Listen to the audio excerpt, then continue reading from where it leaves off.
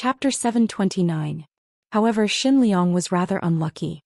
He originally thought that since the Yi family had a daughter like Princess Ding, he wouldn't be able to gain any benefits from doing some small business in Li City. Princess Consort would help him out a little on account of the Yi family. However, he didn't expect that once they arrived in Li City, the Yi family wouldn't settle down and caused a lot of trouble. As Xin Liang was a concubine's son, he naturally learned to observe people's expressions from a young age. He also quickly understood that in Princess Ding's eyes, the Yi family was definitely not as important as they boasted. Based on their way of doing things, who knows when they would anger Ding Wangfu and she would be implicated. Thinking of this, Xin Liang's original plan to operate these two shops was temporarily put aside. He could only wait and see. If the situation was really bad, it would be better to change places. Li City wasn't the only city in the northwest. Yi Li calmly listened to Yi Wenhua finish talking about these trivial matters. Then she nodded and smiled at Xin Liang. Since that's the case, do well in Li City. Although Li City might not be good in other places, it is still more stable than other places. If you have any difficulties with your identity, you can go to the Han family and find their family head. Since Lin is my concubine's sister, I am naturally happy that you are doing well. When Xin Liang heard this, he hurriedly bowed to Yi Li and said, "Thank you, Princess Consort. Li City is so prosperous under the Prince and Princess Consort's rule. How can other places compare to it?" Hearing Princess Ding's words, Xin Liang also calmed down. He also understood Princess Consort's meaning. The other people in the Yi family were other people. Princess Consort wouldn't vent her anger on him. If there were any difficulties, Princess Consort could also provide some help for the sake of her concubine's sister. As long as he knew his limits. Actually, Xin Liang was already satisfied with Yi Li's words. As a concubine's son, his life wasn't easy. Although he didn't have a rich life, he didn't want to be implicated by his father-in-law's family.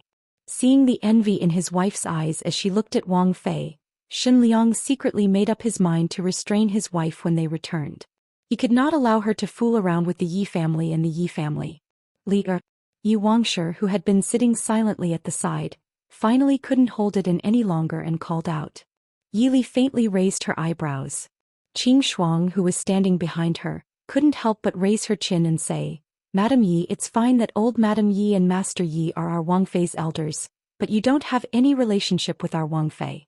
I'm afraid it's inappropriate for you to call her by her maiden name." Yi Wangshi's face turned red. She forced a smile and said, "Miss, what are you saying? I am the stepmother of the princess. Why can't you call me by my name?" Qing Shuang sneered and said, "Madam Yi was only promoted from a concubine to a wife. The aristocratic families with a little bit of fame don't recognize the rule of a concubine being promoted as a wife. You can't even be considered a stepmother, right? You can barely be considered a concubine mother. Our Wang Fei is now Princess Ding. In the Yi family, she is the legitimate daughter of the Yi family. What right do you have to call her that? It's fine that you didn't know the rules in the past. You relied on the fact that you had a Jiaoyi daughter so others couldn't say anything. Now, Madam Yi, you still don't know the rules? If not, the Yi family's matters were not handled properly. Although the Dechu state didn't forbid the promotion of a concubine as the legal wife like the previous dynasty, the heads of the aristocratic families didn't recognize and wouldn't do such a thing. So in the Chu capital, although no one said anything on the surface, they didn't think highly of Yi Wangshi in the dark. Yi Wangshi was mercilessly poked at her sore spot by Qing Shuang. Her face turned even uglier. She was about to say something with an embarrassed expression when Yi Wenhua said faintly, "Call her Wang Fei." Although Yi Wangshi she didn't dare to contradict her husband in front of her mother-in-law. She could only call her Wang Fei in a low voice. Yi Li nodded faintly and said, "What does Madame Wang want to say?" Yi Wangshi's mouth twitched and the expression on her face stiffened. It was fine if others called her Madame Yi, but Yi Li only called her Madame Wang. This was no different from calling her Wangshi directly. Although her heart was full of hatred, Wang could only suppress the anger in her heart and said with a smile, "Wang Fei, it's like this. Your brother is about to turn 20 years old. But he's still idle at home. So, I'm wondering if Wang Fei can arrange a job for Rong so that he can work harder." Hearing this, old Madame Ye's heart was moved and she looked up at Yi Li. Yi Wangshi gave Yi Rong a look. Perhaps it was because she had taught Yi Rong before he came, but he didn't make trouble. he said to Yi Li obediently. Third sister Rong-er has grown up. He can share the burden of third sister and brother-in-law. Yi Li looked at the fat Yi Rong with a smile and asked, "Oh? Rong-er, what do you want to do?" Yi Rong's eyes lit up and said happily, "Rong-er wants to be the commander of the guards in the city." Qin Feng, who was behind Yi Li, twitched his mouth and looked at Yi Rong's fat body. He thought in his heart, "You still want to be the commander of the guards in Li City? Any small soldier in the city can beat you until you can't get up." Yi Li smiled and said, "You have ambition. Why do you want to be the commander of the guards?" Yi Rong said proudly, "A few days ago I met a boy. I heard that he was the grandson of some general. Once I become a commander, I will bring my men to give them a good beating." "Rong-er!" Yi Wangsher shouted. However, Yi Rong was too excited and didn't hear Wangsher's voice. "Unfilial son!" Yi Wenhua scolded angrily. Yi Li narrowed her eyes and said coldly, "Bring people to beat him up? Do you know what the punishment is for a commander of the guards to cause trouble?" Yi Rong was stunned. He didn't expect that he would be punished for bringing people to beat someone up. "What? Behead?" Yi Li said coldly. "Speaking of which, I also remembered that you beat up the grandson of General Yuan a few days ago. I didn't ask you about it. Who gave you the guts to use the name of the Prince Ding mansion to do whatever you want in Li City?" Old Madam Yi quickly said, "Li-er, it's not Rong-er's fault. It's obvious that the other party used." Yi Li sneered and said, "Grandmother, do you know that General Yuan's grandson is only 10 years old this year? How old is Yi Rong? He can't even beat a 10-year-old child. How dare he use the name of the Prince Ding mansion to bully others? General Yuan is over 60 years old and he still risked his life for the Prince Ding mansion on the battlefield. In the end, his grandson was bullied by Princess Ding's family in Li City? How do you want me to explain to General Yuan?" As she spoke, Yi Li was even angrier. She slammed the table heavily. With a bang, Yi Rong was shocked. Yi Rong was shocked, but he still turned his head and said, "It's not my fault.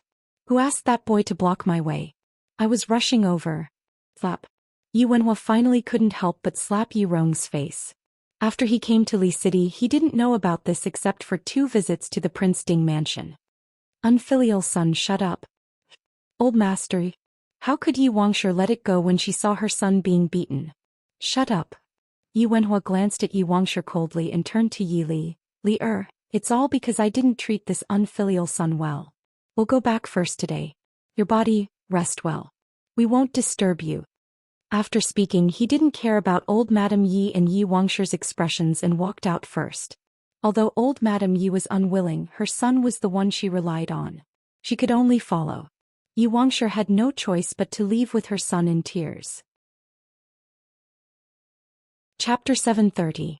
After sending off the Yi family, Qin Feng asked, "Why is Princess Consort so polite to them?" Qin Feng followed Yi Li later. Even though he didn't understand the relationship between the Yi family and Yi Li, he could tell that Princess Consort didn't have such deep feelings for the Yi family as she did for the Su family. She even had a trace of disgust towards them. From Qin Feng's point of view, since Princess Consort disliked the Yi family, there was no need for her to be entangled with them. She could just get someone to throw them out. Yi Li waved her hand and said lightly, "No matter what, the Yi family and I are blood-related relatives.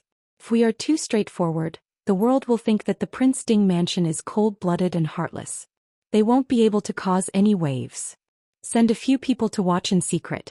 If Yi Rong dares to cause any trouble in Li City, don't be so courteous. You don't have to be polite. Teach me a good lesson." Qin Feng nodded in agreement. He turned around and ordered people to secretly watch the Yi residence. However, when the Yi family returned to the Yi residence, they didn't calm down. Old Mistress Yi angrily accused Yi Li of being unfilial. Yi Wangsher also cried and said that Yi Li didn't care about her brothers. Yi Wenhua's head started to hurt from all the noise. Shen Liang took a few glances, then pulled Yi Lin, who still wanted to speak, back to his own courtyard. In his heart, he was planning to move out of the Yi residence in 2 days and find another smaller courtyard to live in so that he could start his own business. If he continued to stay in the Yi residence, even if he was lucky enough to make a fortune in the future, it would be a wedding dress for Yi Rong. Yi Wenhua massaged his temples and said in a low voice, "All right, we've been in Li City for so many days. The Prince Ding mansion didn't treat us badly. Can't you all stop?" Actually, it was impossible to say that Yi Wenhua didn't have any ambitions. If he didn't have any ambitions, he wouldn't have allowed Yi Wangshe to manipulate Yi Ying to hook up with Mo Jingli. However, after living in the countryside for the past few years and leaving a bustling place like the capital, his mind, which had been dazzled by the prosperity of the capital, gradually became clearer. In these few years, Yi Wenhua had figured out many things. If it wasn't for his daughter Yi Li, his family wouldn't even be able to leave the capital alive, let alone being demoted to commoners.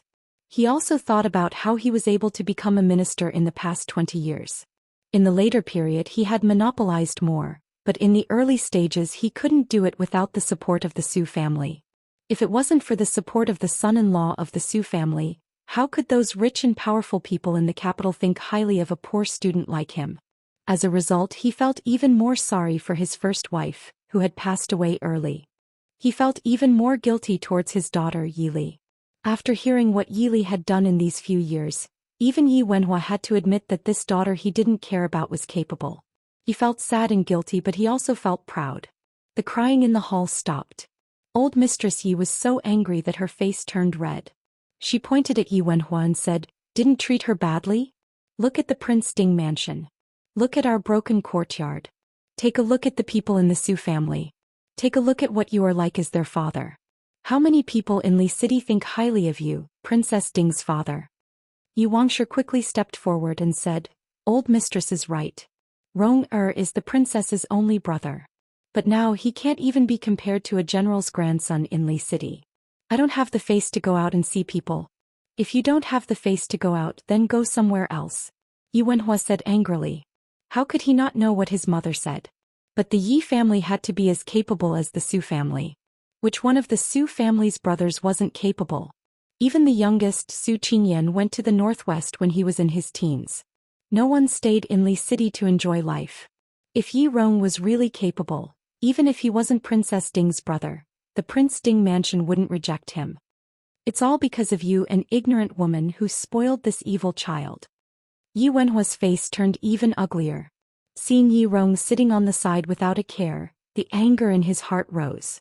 She casually picked up the feather duster that was placed not far away and swung it at Yi Rong. Yi Rong was caught off guard by the slap and immediately cried out in pain. He kept shouting, "Grandmother, save me. Mother, save me. Rong is going to die." Yi Wangshe and old Madame Ye's heart ached for Yi Wenhua. Old Madame Ye scolded, "What are you doing? Are you going to kill your own son for Yi Li, that girl who got married? Do you want the Yi family to die without descendants? You might as well beat this old woman to death." Yi Wangshe also hugged her son and burst into tears. "Master, you are so cruel. Ding Wangfei is your biological daughter. Could it be that Rong is not your biological son?" Hearing the crying in front of him and seeing the proud smile on Yi Rong's face, Yi Wenhua only felt powerless. Yi Wenhua, who had never been tough in front of his mother and wife, failed this time. He threw down the things in his hands in disappointment, and with a wave of his sleeves he turned around and went back to his courtyard to read. Outside the door, Shen Liang and Yi Lin stood together and listened to the crying inside. Shen Liang lowered his head and looked at his wife with an indifferent expression. He asked, "Look at this place. Do you still want to stay here?" Yi Lin opened her mouth and finally felt a little unwilling.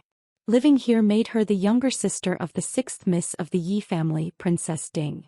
But after moving out, she was just the wife of an unknown concubine of the Shen family. With Shen Liang's character, he would never allow her to announce her relationship with Princess Ding.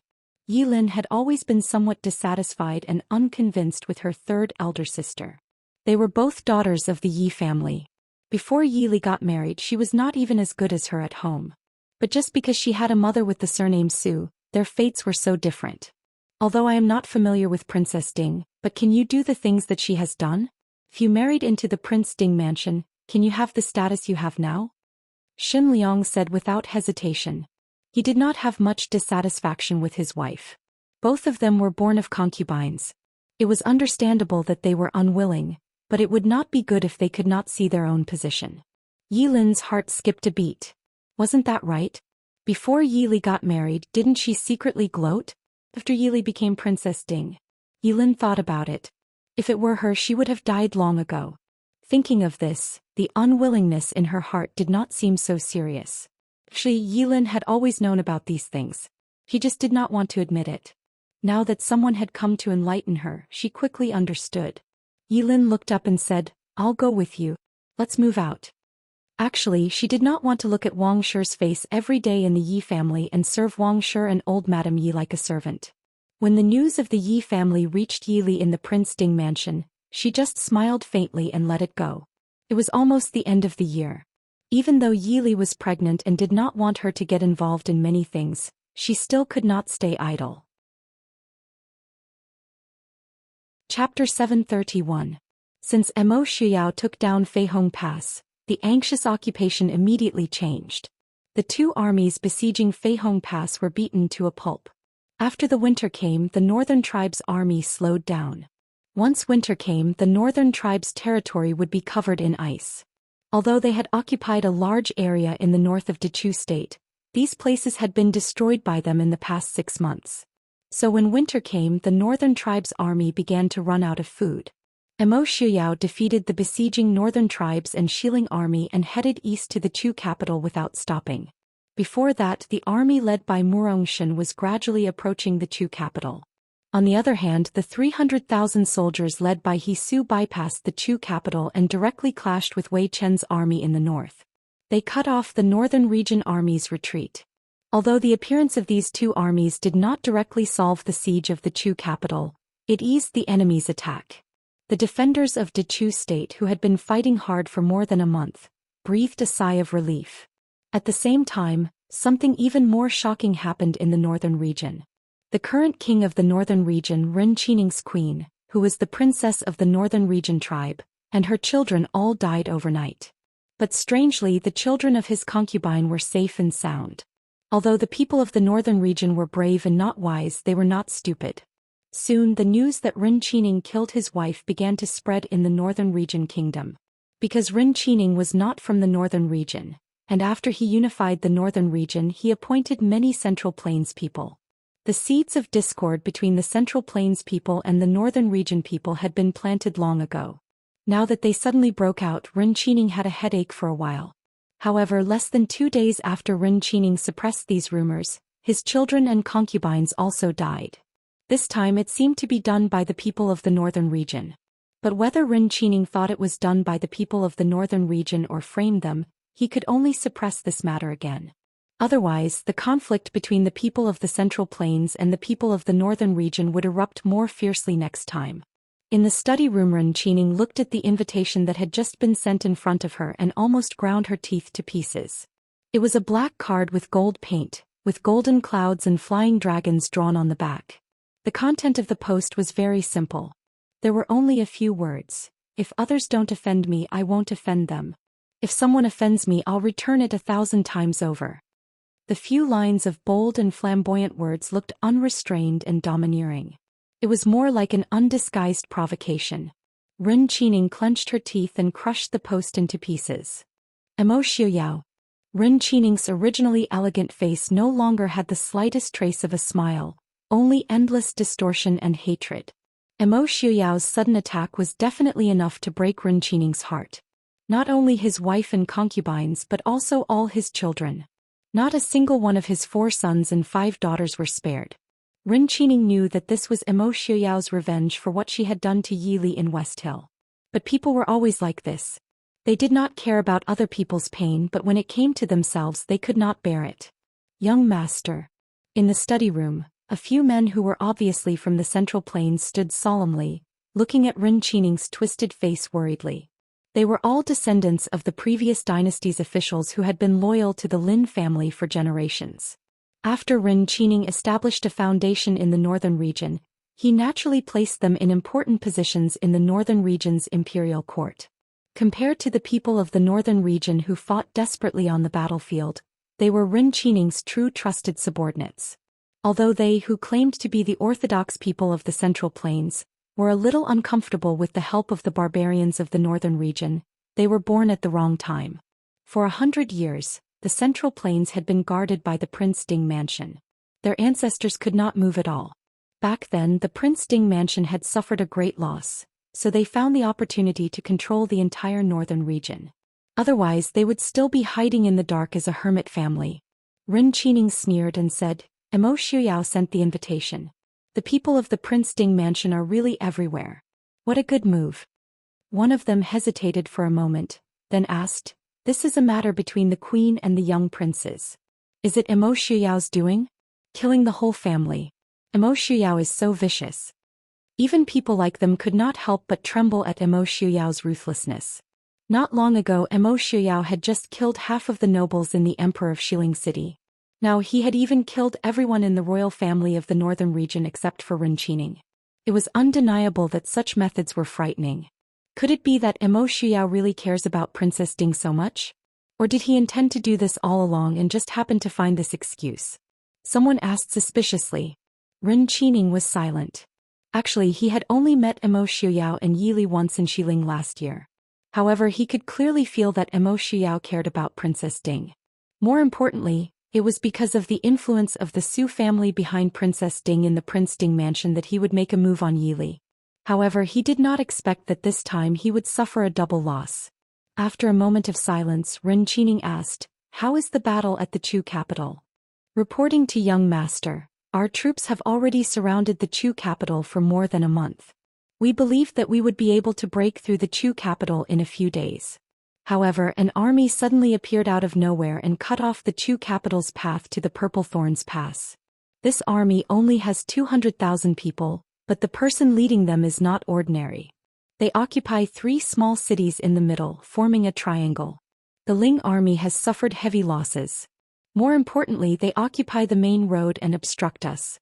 Our supplies and reinforcements cannot keep up. I'm afraid that the time it will take to break through the Chu capital will be delayed. They never thought that the army could change the entire situation. No matter how powerful it was only 200,000 people. Compared to the million soldiers in the north, it was not enough. It would only delay the time it would take to break through the city. Ren Qining frowned slightly and asked, Who is the person leading the army? According to what he knew, the Dechu state did not have many generals who could fight. Most of them had been taken to Jiangnan by Mo Jingli. Leng Huai and the others who had been stationed at the Purple Thorns Pass were now trapped in the Chu capital and could not come out to lead troops. The middle-aged man shook his head and said, We only know that this person is called He Su. Now that the world is in chaos, Mo Jingli took many people with him when he left the Chu capital. Our people could not find out anything about him in such a short time. Can't find out anything? Ren Qining rubbed his chin and asked thoughtfully, Then, could it be Mo Shuyao's people? Everyone was silent and looked at each other with suspicion. Although those soldiers did not seem like the Mahist army, who knew if there were other soldiers hidden in the Prince Ding mansion. Also, to suddenly attack like this, it was clear that they wanted to delay the time it took for the north to break through the Chu capital. And now Mo Shuyao had also set out for the Chu capital. Therefore it was reasonable to say that they were trying to buy time for Mo Shuyao. Ren Qining stood up and said, Pass down the order, immediately mobilize all the troops. Within 3 days the army that I defeated will attack the Chu capital at full force. We must take the Chu capital before Mo Shuyao's army arrives. Everyone acknowledged. Young master, your plan? Ren Qining narrowed his eyes and said coldly, If Mo Shuyao wants the Chu capital, he will have to see if I agree. Send someone to send a message to the 7th prince of the northern tribes. In 10 days I will invite him to the Purple Thorns Pass. Chapter 732. Everyone looked at each other, their eyes full of confusion. Although they did not understand their master's thoughts, they still respectfully left to handle matters. Although no one knew what the northern tribe's commander, the 7th prince and the northern region's king Ren Qining had met at Zijing Pass, 2 secret letters were sent to the west on the same day. One letter was sent to Mo Shuyao, who was still in the army, while the other letter was sent to the Prince Ding mansion in the northwestly city. In the military tent, Mo Shuyao leaned lazily on the chair, reading the letter in his hand. Sitting down, Marquis Nan, Lu Jingxian, Feng Jiao and the others were all guessing what had been said in the letter that made the prince's expression become so profound. Feng Jiao was forced to stand up by the other elders' threatening gazes and asked, Prince, did something happen? Mo Shuyao looked at him with a smile that was not a smile and said, Something did happen. 3 days ago, Yelu Yi of the northern tribes and Rin Qining of the northern Jin kingdom had a chat at Xijing Pass. Everyone understood that these two people walking together was not as simple as an ordinary chat. This clearly meant that the two families were preparing to join forces to deal with the Prince Ding mansion. Marquis Nan frowned and said, "But what did Rin Qining and Yelu Yi come to an agreement?" Mo Xiuyao said, "They had a secret conversation. What they talked about was not written in the letter. But I can guess a bit. It was nothing more than for the northern tribes to help block the Mahist army's advance, so that the northern region has time to take Chujing." Feng Jiao did not understand. Would Yelu Yi be so stupid? Using his own troops to block Rin Qining? Mo Xiuyao smiled and said, "He's not stupid. The northern tribes' army is facing us now. They have no choice but to use all their strength. Unless they can defeat the Mahist army, their chances of successfully taking Chujing are not high. But the northern region is different. The northern region is in the opposite direction from us. Before we enter the Chu capital, they won't have any conflicts. Rin Qining must have given Yelu Yi other benefits in exchange for him giving up on Chu capital." What kind of benefits? The Chu capital was not some other place. Even though the Dechu state's royal family had moved the capital, it was still very important to the people of the Dechu state. Mo Xiuyao raised his eyebrows and laughed. Maybe he gave up some land to the northern tribes. Or perhaps after the Chu capital is conquered, the two families can deal with the Prince Ding mansion in a reasonable manner? LV Songxian frowned and asked worriedly, "If that's the case, it's indeed very disadvantageous for us. What plans does Prince have?" Mo Xiuyao smiled and said, "Our plan is to get to Chu capital as soon as possible. We can't let the northerners get there first. As for other plans, young Master Qingchen would naturally consider them. As for this Rin Qining, the lesson we gave him this time was not enough." Everyone present, including Feng Jiao at Xiling, looked curiously at Mo Xiuyao. Their expressions were questioning what Prince had done to him. Mo Xiuyao said indifferently, "Nothing much. I had Qin Feng send people to kill all of his wives and children." Everyone was silent. Similarly, in the study of the Prince Ding mansion in Glass City, Su Qingchen, Su Hongyu and the others were all present. Yili was wearing a thick ferret cloak and hugging a heater. She was also sitting at the side listening to their conversation. Su Qingze put down the letter in his hand. His usually expressionless face frowned and said, "If the northern tribes and the northern region really join hands to deal with the Mahist army, I'm afraid it won't be so easy for the Mahist army to reach Chu capital next month. Can Chu capital last that long?" Su Hongyu stroked his beard and frowned slightly. "I'm afraid it won't be that easy. Now we can only hope that Prince Ding can be faster." "And the northern region, Li? He Su is from the Prince Ding mansion?" Yi Li nodded and said with a smile, "He is indeed from the Prince Ding mansion." Su Hongyu nodded and said, "That's good. With him and General Murong, they should be able to resolve Chu capital's predicament. If not, then it can only be heaven's will." Su Qingchen smiled faintly and said, "Father, you don't have to be so worried. Even if Chu capital is occupied by the northern region, Prince Ding will definitely be able to take it back. Furthermore, it's better for the northern region to take over than the northern tribes." Once the northern tribes entered the Central Plains, they did everything they could. Wherever the army went, there would be rivers of blood. As long as Rin Qining still wanted to rule the Central Plains, he would not be able to kill as much as the northern tribes. Su Hongyu could only think this way. He shook his head and said, "We don't have to care about military matters. However, if the northern tribes and the northern region really form an alliance, it will be very disadvantageous for us." This disadvantage was not only referring to the rescue of Chu capital this time, but also in the future. "Qingchen, do you have any ideas?" Su Qingchen and Yi Li looked at each other and smiled faintly. "I do have some ideas. The northern tribes and the northern region were not on the same side as each other. The conflict between the crown prince of the northern tribes and the seventh prince, as well as the differences between the people of the Central Plains and the people of the northern territories, we can do something about these." Su Hongyu raised his eyebrows and said, "You mean, to divide them from the inside?" Yi Li nodded and said with a smile, "Big brother is right. The northern tribe's seventh prince Yelu Yi is currently leading the army. After today's battle, Yelu Ye's reputation in the northern tribes will definitely rise, overshadowing the crown prince Yelu Hong. Yelu Hong and Yelu Yi have always been at odds. How can he tolerate this? He will definitely be very dissatisfied with Yelu Yi. If someone says anything to the king of the northern tribes. Su Hongyan asked, is this plan feasible? Does the Prince Ding mansion have any spies in the northern tribe's royal family? Yili shook her head and said helplessly, there is no such thing. The northern tribes are very xenophobic. If you are not a member of the northern tribes, you will not be able to gain their trust. However, the crown prince of the northern tribes has our people by his side, and Yelu Hong's relationship with the Prince Ding mansion is much better than Yelu Ye's. Su Hongyan was curious. Although he had been in the northwest for so many years, he did not know that the Prince Ding mansion had spies by the crown prince's side. Su Qingchen thought for a moment and asked, is it Princess Ronghua? When Princess Xiaoran's daughter, Princess Ronghua, was conferred the title of princess, she married the crown prince of the northern tribes, Yelu Hong. However, when Princess Ronghua was in the capital, she did not have a good relationship with the Prince Ding mansion and Yili, so it was not easy to guess this relationship. However, it had been so many years. Whether Princess Ronghua had not changed was another matter. Is she reliable? Yili smiled and said, it doesn't matter if Princess Ronghua is reliable or not. We don't need her to do anything for us. As long as the people around her are reliable, it's fine. After all, Princess Ronghua was not a trained spy.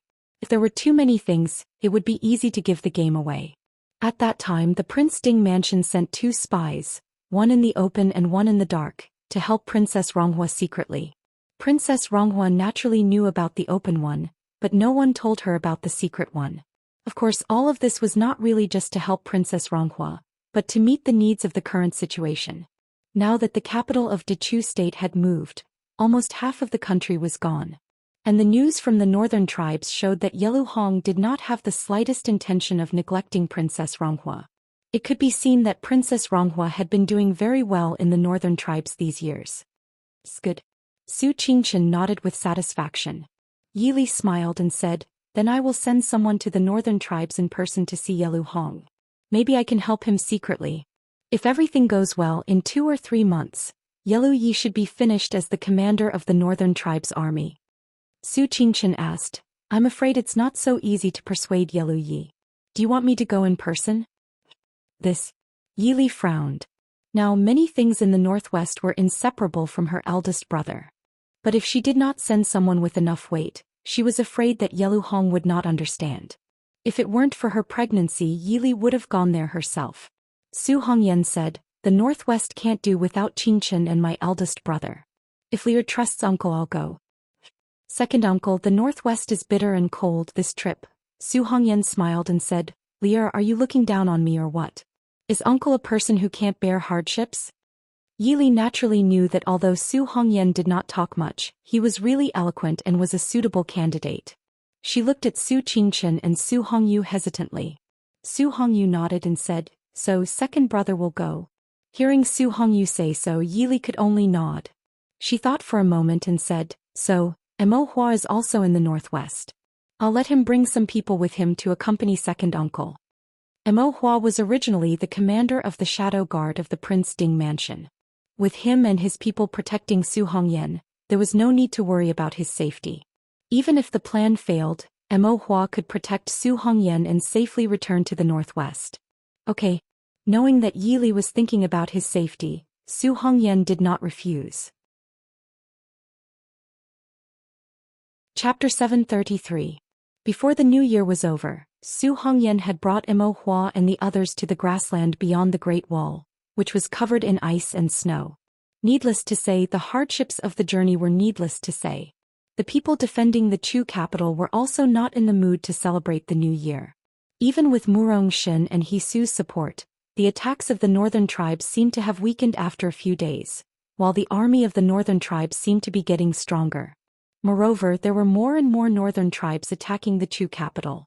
In the end, Hisu's troops could not withstand the pressure of nearly 1 million soldiers and retreated from the battlefield early. However, Hisu, who had retreated from the battlefield, did not remain silent. Instead, he led his troops and regrouped with Murong Shin's troops who were engaged in battle with the northern tribes. The 2 armies charged towards the besieging northern tribes. After defeating the northern tribes, they continued to pursue the western tribes. This allowed the Dechu state troops defending the city to have less to worry about and focus on the northern tribes. On the other hand, if they could continue west and regroup with the Mahist army at the Prince Ding mansion, it would also save a lot of time for the Mahist army to arrive. Because the enemy was surrounding the city, there was no festive atmosphere in the Chu capital. After the first snowfall, the northern army's siege was suspended. The northern tribes were bitterly cold. After the snowfall, the entire city wall was covered in ice. It was more than 10 times harder to attack than usual. On the city tower, Du Hua, Leng Huai, Leng Haoyu and the others stood on the tower and looked into the distance. The camp of the northern tribes was clearly visible in the snow-white world. Leng Haoyu looked into the distance and sighed. The northern tribes have sent more troops. Du Hua narrowed his eyes and said, I'm afraid it's not just more troops. Even the northern tribes' king has come personally. He pointed into the distance. The flag in the center of the camp was the northern tribes' king's flag. In order to boost the morale of the northern tribes' army, the news of Ren Qining's arrival was not hidden. Naturally, he did not mind letting the Chu capital garrison know. Leng Huai frowned in confusion. Why is there a 5-clawed golden dragon embroidered on the royal flag? The Central Plains, the Dechu state and the Xiling were all formed from the same lineage. Therefore, their flags and royal insignia were mainly made up of dragon and phoenix totems. However, this was not the case for the foreign races in the Outer Realms. For example, the northern tribes worshipped wolves, so the totem of the royal tribe of the northern tribes was a wolf head. On the other hand, Nanzhao used flowers as their totem. Most of the tribes in the northern region had beasts as their totem, but none of them had a dragon as their totem, which was an illusory divine creature. Leng Haoyu leaned against the cold city wall and said with a smile, because the current king of the northern region, Ren Qining, claims to be the orphan of the royal family of the previous dynasty. What? Leng Huai and Du Hua were both shocked. Leng Huai said with some doubts, the previous dynasty has been destroyed for 200 years. Can this Ren Qining's identity be taken seriously? Leng Haoyu shrugged and said with a smile, who knows? Anyway, he is from the Central Plains. No one can control whether he is a descendant of the previous dynasty or not. If he wants to fight for the world, he must have a reason. Leng Huai and Du Hua looked at each other. Du Hua smiled and said, Second young Master Leng is right. No matter who he is, he has no right to fight for the Central Plains with the reputation of being the orphan of the previous dynasty just because he brought the people of the northern region to attack the Central Plains. It's better to start a rebellion. It won't be so ugly. As a legitimate descendant of the previous dynasty's royal family, he brought a group of barbarians to attack the Central Plains. It wouldn't sound good if word got out. Moreover, the self-proclaimed orthodox scholars of the Central Plains had always despised the barbarians. Ren Qining's actions were even more unacceptable to the orthodox scholars.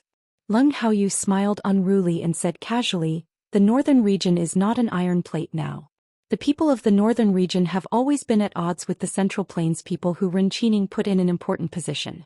This time, Prince has put on a good show in the northern region. I'm afraid that the headquarters of the northern region is now divided on the inside. As soon as these words came out, Leng Huai and Du Hua couldn't help but perk up their ears curiously. Naturally, they didn't know that Prince Ding, who was still hundreds of miles away, had already done something to the northern region. This was originally not a secret, but now that the Chu capital was besieged, the news was blocked, so the people in the Chu capital didn't receive the news at all. Leng Haoyu didn't hide it. A malicious smile appeared on his lips and he said, a few days ago, Prince had people kill all of Ren Qining's wives and children. Within a few days, all of Ren Qining's concubines and children were also killed. Now the royal family of the northern region can be said to be Ren Qining alone. Du Hua and Leng Huai were shocked. Prince Ding's actions were not only ruthless but also endless. This was not as simple as taking revenge on Ren Qining. It was likely that the people in the northern region secretly blamed the deaths of the northern region's princess and children on Ren Qining and the Central Plains people. In the eyes of outsiders, the deaths of Ren Qining's concubines and children were more like the revenge of the people of the northern region. Even if Ren Qining herself knew the truth, how many people would believe her if she told them the truth was another matter. When Prince Ding came up with this plan, he was probably still far away in West Hill. It was not a lie that he could so easily manipulate the hearts of the people of the northern Jin kingdom and strategize to determine victory from 1,000 miles away. Du Hua and Ling Huai looked at each other and couldn't help but sigh. Prince Ding was so talented and wise. The brothers Mo Jingqi and Mo Jingli really deserved to lose. Leng Haoyu leaned against the wall and looked at the camp of the northern region in the distance. A cold smile flashed across his eyes. The country had already fallen, so they should just stay put. Trying to revive the country was just a dream. They actually wanted to break into the Chu capital and let the people of the northern region take over the central plains. Sooner or later they will all die. The royal family of the northern region was almost wiped out. The news of the alliance between the northern region and the northern tribes naturally spread to the south. However, the two forces of the south, Mo Jingli and Lei Zhenting, did not do anything other than gloat. Lei Zhenting even sneered. He only felt that the depression in his heart for the past 2 months had dissipated a lot. If not for Ren Qining's interference, even if the Emperor of Xiling changed hands, his forces would not have been wiped clean by Mo Xiuyao. However, his attention was not focused on the north. Instead, it was focused on the Emperor of Xiling, who had just moved the capital to Encity, and Mo Jingli in the south. Mo Jingli was still well behaved. However, after moving the capital, the Emperor of Xiling was somewhat restless. The Jinnan Palace's influence in the imperial court had been mostly reduced by Mo Xiuyao. Now Ting Feng was actually somewhat unable to suppress the Emperor of Xiling. Although the Western Tomb had lost a third of its land in the north, Lei Zhenting had also taken over a large area of land in the south of Dechu state. After Murong Shen led his troops to the north, he even opened up a path to the southwest. Once again he connected the land occupied by Lei Zhenting to the Western Tomb. In this way, the Western Tomb did not suffer too much from this battle other than losing the imperial city.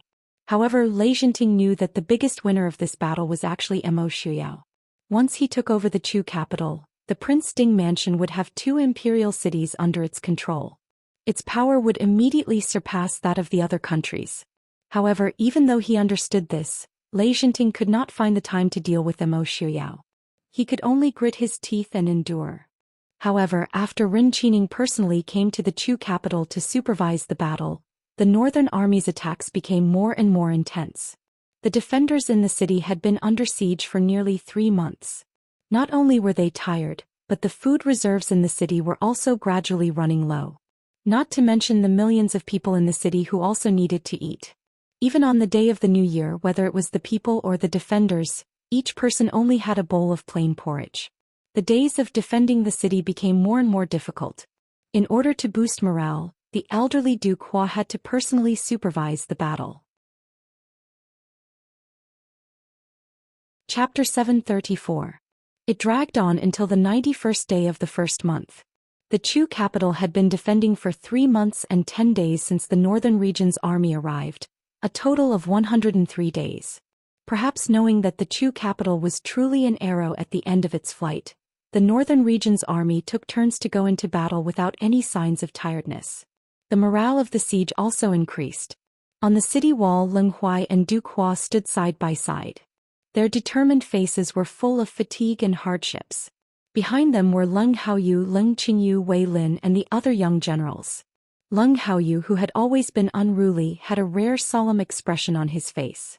Leng Huai looked at the northern region's army that was eyeing the city covetously and said helplessly, "Old Duke, I'm afraid we can't take it anymore." There was not only helplessness in his words, but also some regret. They had endured for 3 months without the Chu capital falling. As generals and subjects, they had not let down the Dechu state. It was a pity that they could not wait for the Mahist army's reinforcements.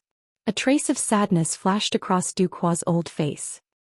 He looked at the fluttering flags in the distance and said in a calm and determined voice, "Even if the Chu capital falls, this old man will live and die with the Chu capital." Leng Huai nodded. Old Duke is right. This general also has the same thoughts. If the city stands, the people will live. If the city falls, the people will die. Leng Haoyu strolled down the city wall. The current situation was indeed a little troublesome. It was naturally not difficult for him to escape alone, but Leng Haoyu had also experienced a lot in the past few months of defending the city. He was also a descendant of a general. Although he had never been on the battlefield before, it was impossible for him to abandon his comrades who had fought side by side and escape at this time. Moreover, his father and wife were still in the city. "Prince, if you hadn't come, I, Leng Heir, would have really died here." Leng Haoyu smiled bitterly. Second brother. Leng Haoyu was stopped by a voice behind him as soon as he turned the corner. Leng Haoyu could guess who was behind him without looking back. She pursed her lips and turned to look at Leng Qingyu, who was wearing a white robe with a cold expression. The white rolling snow lion battle robe was also stained with a lot of dust, making it look even more murderous. Leng Haoyu had always had nothing to say to this brother of his. He raised his eyebrows and asked, "General Leng, what's the matter?" Leng Qingyu frowned. "I have something to tell you." Leng Haoyu raised his eyebrows. Ignoring the dust on the wall, he leaned back and said lightly, "I'm all ears." Leng Qingyu looked at him and asked, "What do you look down on me for?" Leng Haoyu smiled but didn't say anything. Of course he looked down on him. As the son of a concubine and the son of the first wife, they were destined to have a bad relationship. Leng Haoyu hadn't been doted on since he was young, so he naturally disliked Leng Qingyu, who was doted on and cultivated by his father. When had Leng Qingyu, the son of the first wife, ever taken Leng Haoyu, the younger brother of a concubine, seriously? When Leng Haoyu gradually grew up, he befriended Mo Xiao Fengsan and the others. After learning some skills, his initial dislike for Leng Qingyu turned into disdain. So what if you're praised by father? You're doted on and cultivated by father, but your martial arts aren't as good as mine. Even if you're on the battlefield, you might not be able to fight better than me. It's just that I don't care to compete with you. Therefore, Leng Haoyu was very carefree after saving Ling Huai at Purple Thorns Pass. It was like a person who could only feel good in secret, but now he could feel good in front of everyone in the world. The feeling was self-evident. Especially when he saw Leng Qingyu's gloomy and cold face every time Ling Huai praised him, the joy in Leng Haoyu's heart doubled. Leng Qingyu snorted. "It doesn't matter if you look down on me. Anyway, I don't know if I can survive this time. If I die, take good care of father." Leng Haoyu was stunned. He thought Leng Qingyu wanted to quarrel with him or something. It turned out that he was here to leave his last words. Leng Haoyu pursed his lips and waved away the strange feeling in his heart. "If you want to leave your last words, go find your son. What does it have to do with me?" Then he turned and walked forward. Leng Qingyu's voice came from behind. "In short, if I die in battle, you'll be the Leng family's only son. Take good care of father." Then he turned and walked up the city wall without looking at Leng Haoyu's reaction. Leng Haoyu was stunned for a moment before he came back to his senses and shouted at Leng Qingyu's back. "What does your death have to do with me? I don't care about your Leng family." Before Chu Jing, who was guarding the city, could take a breather, the Northern Region army began to attack the city again. This time the attack was even more intense than before. They watched as the defenders on the city wall were shot down one by one. They watched as the army below the city wall crossed the moat and climbed up the city wall tower. After being shot down by the defenders, some people continued to climb up. The sounds of killing filled the entire city wall, and the thick smell of blood lingered in the air.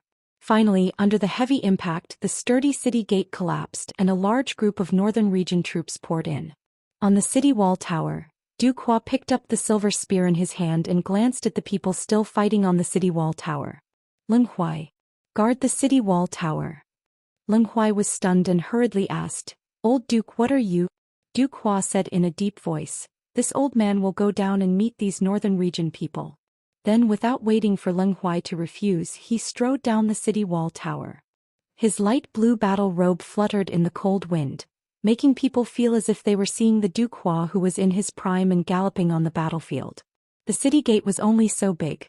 Although the city gate was broken, the Chu army guarding the city immediately rushed over, intending to block the Northern Region people. The two groups of people fought at the city gate. However, the Northern Region people were valiant and brave. How could these tired and hungry Chu state soldiers resist them? Chu Jing was beaten back step by step. The Northern Region soldiers continued to pour into the city. If this continued, there would be no point in guarding the city wall tower. Ling Huai could only order the soldiers to retreat into the city and fight on their own. This battle to defend the city had been fought for more than 3 months. At this point, it was already a battle to the death. In less than an hour, the sounds of killing had spread throughout the entire Chu capital. Although there was Ren Qining's order to restrain them, the soldiers of the Northern Region were not that strict. Many houses had been destroyed and it was common for treasures to be stolen. If the citizens of the city resisted, They would also die under the blades of the northern region soldiers. This city that had flourished for hundreds of years had suddenly become hell. The smell of blood wafted through the air and cries shook the heavens. The center of the Chu capital was the imperial palace.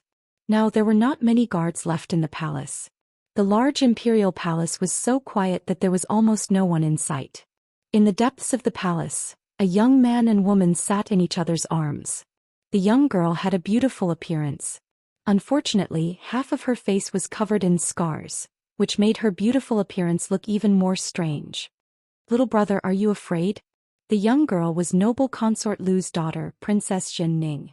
Sitting beside her was naturally noble consort Lu's eldest son, Mo Xiaoyan, who had been conferred the title of Prince Chongqing by Mo Jingli.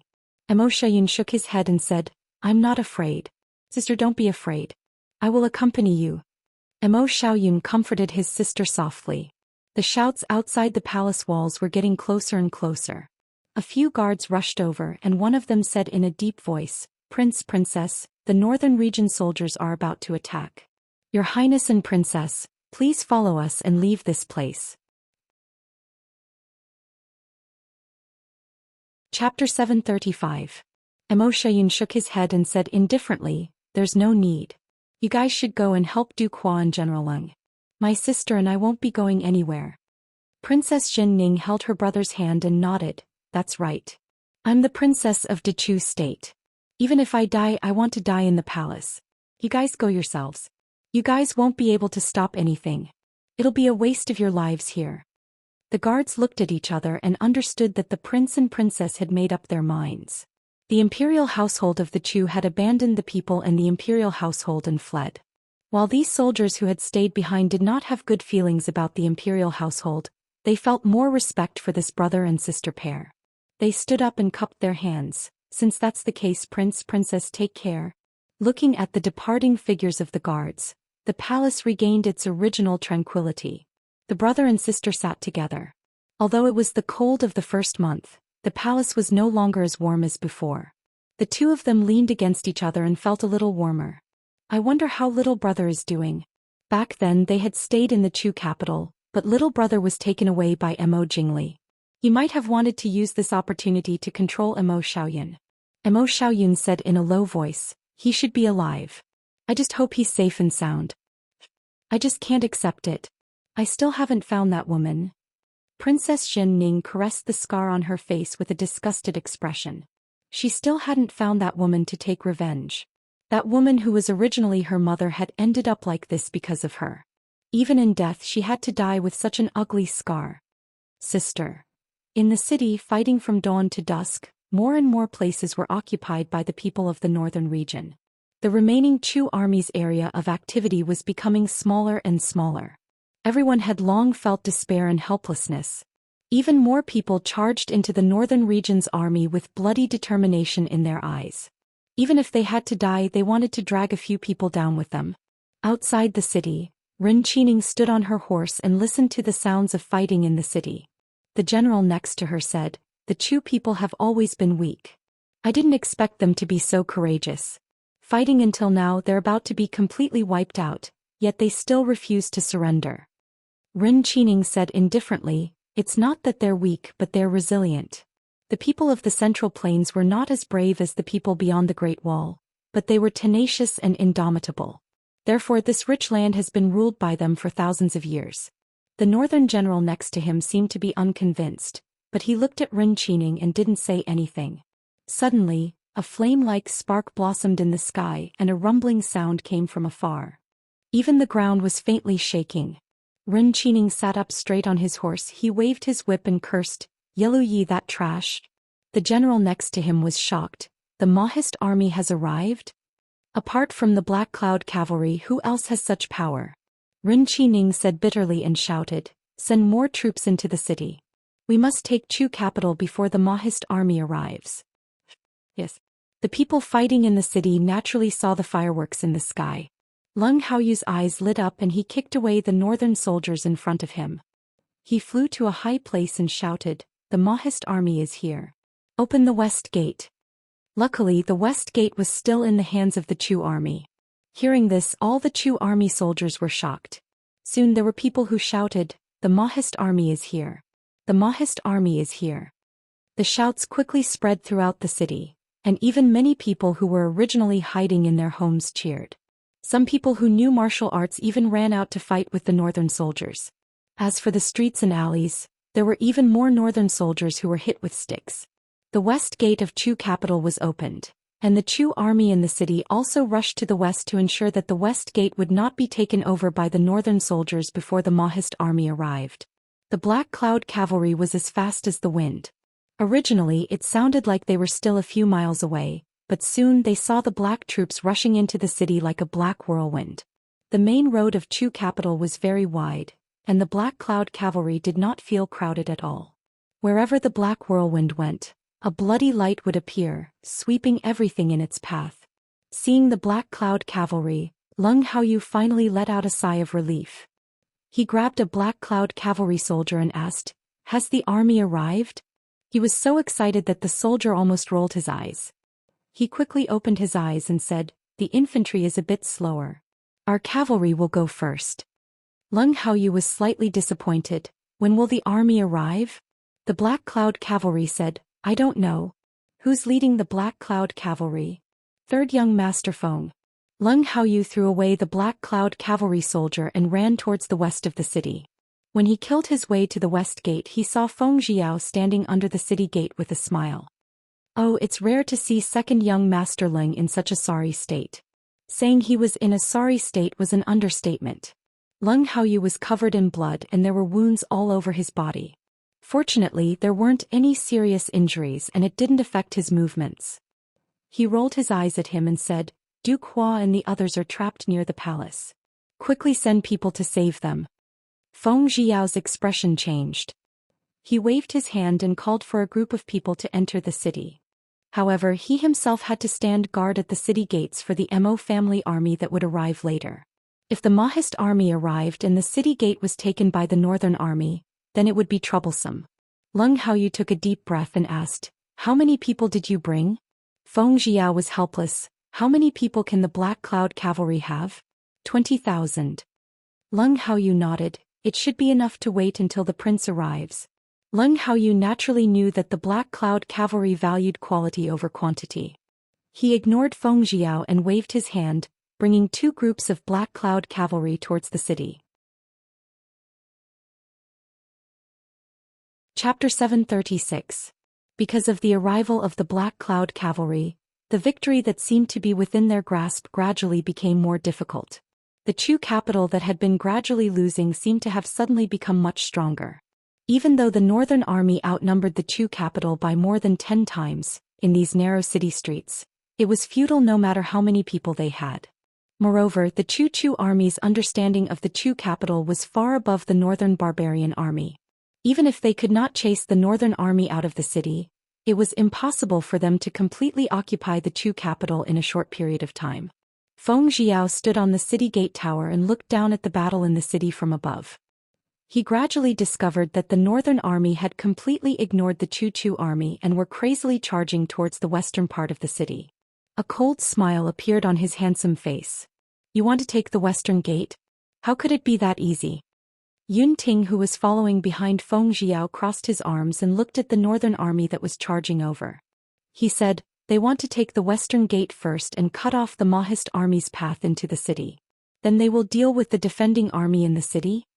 Feng Jiao said with a smile, "Don't worry, before we left, the prince gave me a few good toys."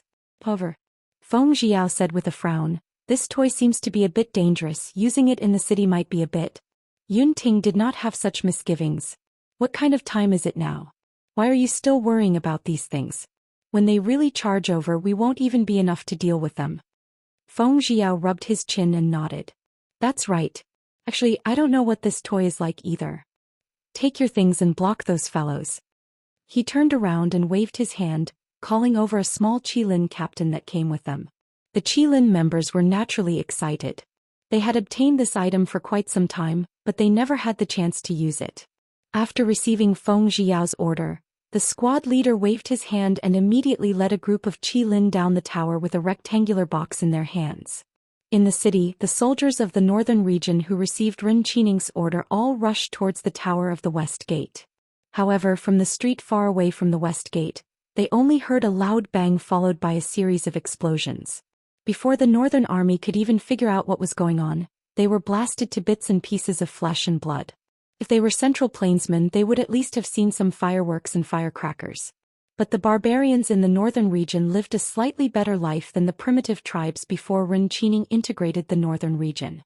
They had never seen such earth-shattering noises and destructive power. Many soldiers of the northern region were so frightened that they assumed that they had offended the heavenly god and that the heavenly god had sent down a bolt of lightning.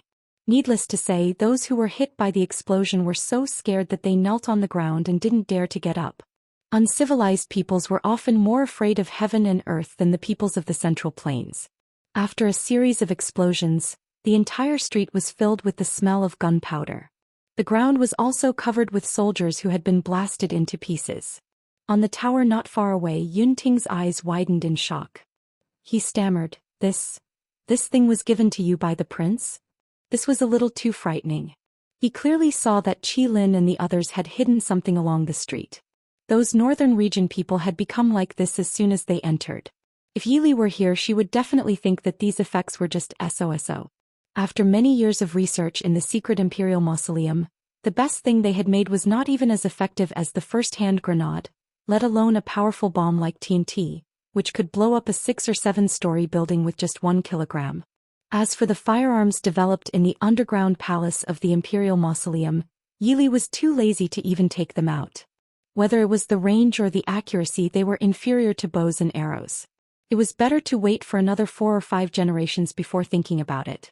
However, to the people of this era who still knew how to play with fireworks and firecrackers, this effect was shocking enough. Feng Jiao nodded with a wooden face. At the same time, he concealed the shock in his heart. However, he could not help but curse Imo Shuyao in his heart. If he had such a powerful weapon, he should have taken it out sooner. In fact, Imo Shuyao was definitely wronged. Now, these things were purely handmade and there was no flowing production line. It was already considered a high yield if 7 or 8 bombs could be made in a month. However, these things were not particularly lethal. Qilin's people had placed no less than 100 things on both sides of the street due to the earth-shattering lethality just now. It was too inconvenient to carry around and had a high production cost. Imo Shuyao really didn't plan on using something that wouldn't kill 3 people in an open area for the time being. The northern region soldiers could only be considered unlucky. With so many people squeezed into this narrow street, who else would they bomb if not him? The northern region people were not completely brainless. Soon someone reacted and shouted, "This is a trick of the Central Plains people. Don't be afraid. Charge and kill them." The northern region people were brave. With someone taking the lead, they quickly got up and followed the leader to charge forward. The Qi Lin on the houses on both sides were not surprised. They smirked and viciously threw the black objects down. The black ball landed on the ground and exploded while the soldiers of the northern region were stunned for a moment. The soldiers closest to the ball were sent flying as expected. Then, another deafening explosion sounded on the street, accompanied by the cries of the northern region people. When the explosion stopped, the surviving northern region soldiers finally could not take it anymore. They threw away their helmets and armor and ran away. The violent explosion in the west of the city was heard by everyone in the Chu capital. Even Rin Qining, who was outside the city, heard it. His eyes turned cold as he asked, "How could it be?" Soon, someone stumbled out of the city and reported, "Your Majesty, the Mahist army has monsters. Our soldiers have suffered heavy casualties." Rin Qining was so angry that his face turned green. "I want to know what kind of monster is so powerful." The reporting soldier said with a trembling voice. The soldiers didn't even see clearly what it was. They only heard an earth-shattering boom. Then many people died with blood all over their bodies. "You mean you didn't even see the Mahist army?" Rin Qining asked. The soldier thought for a while and nodded. They did not see the Mahist army. "Bastard. I don't care what kind of monster the Mahist army has. Take the west gate for I in 2 hours." The soldier hesitated for a while and said, "But..." Many soldiers said that it was a punishment from the gods. That was why the heavenly thunder came. They did not dare to go. Rin Qining sneered and said, "Heavenly thunder? Where would the heavenly thunder come from on a clear day?" If there is a heavenly thunder, it will strike I first. Send the order. If we can't take the west gate in 2 hours, we will take the head of the commander. Yes. Seeing the soldier who sent the message leave with a face full of fear, Renchining's ashen face became even more twisted and ferocious. Heavenly thunder. Ridiculous. Emo Xiao, did you really get the treasure left behind by the ancestors? Renchining was different from Tan Jiji. He grew up in a big family that was truly hidden from the world. The people who taught him were all old officials of the previous dynasty who had always been loyal to the previous dynasty. Naturally, he had also read many books about the previous dynasty. There were even authentic copies of the previous dynasty that did not exist in the world. Among them, there were some personal letters written by the previous dynasty's founding ancestor. There were some obscure things mentioned in them. Originally, Renchining did not care.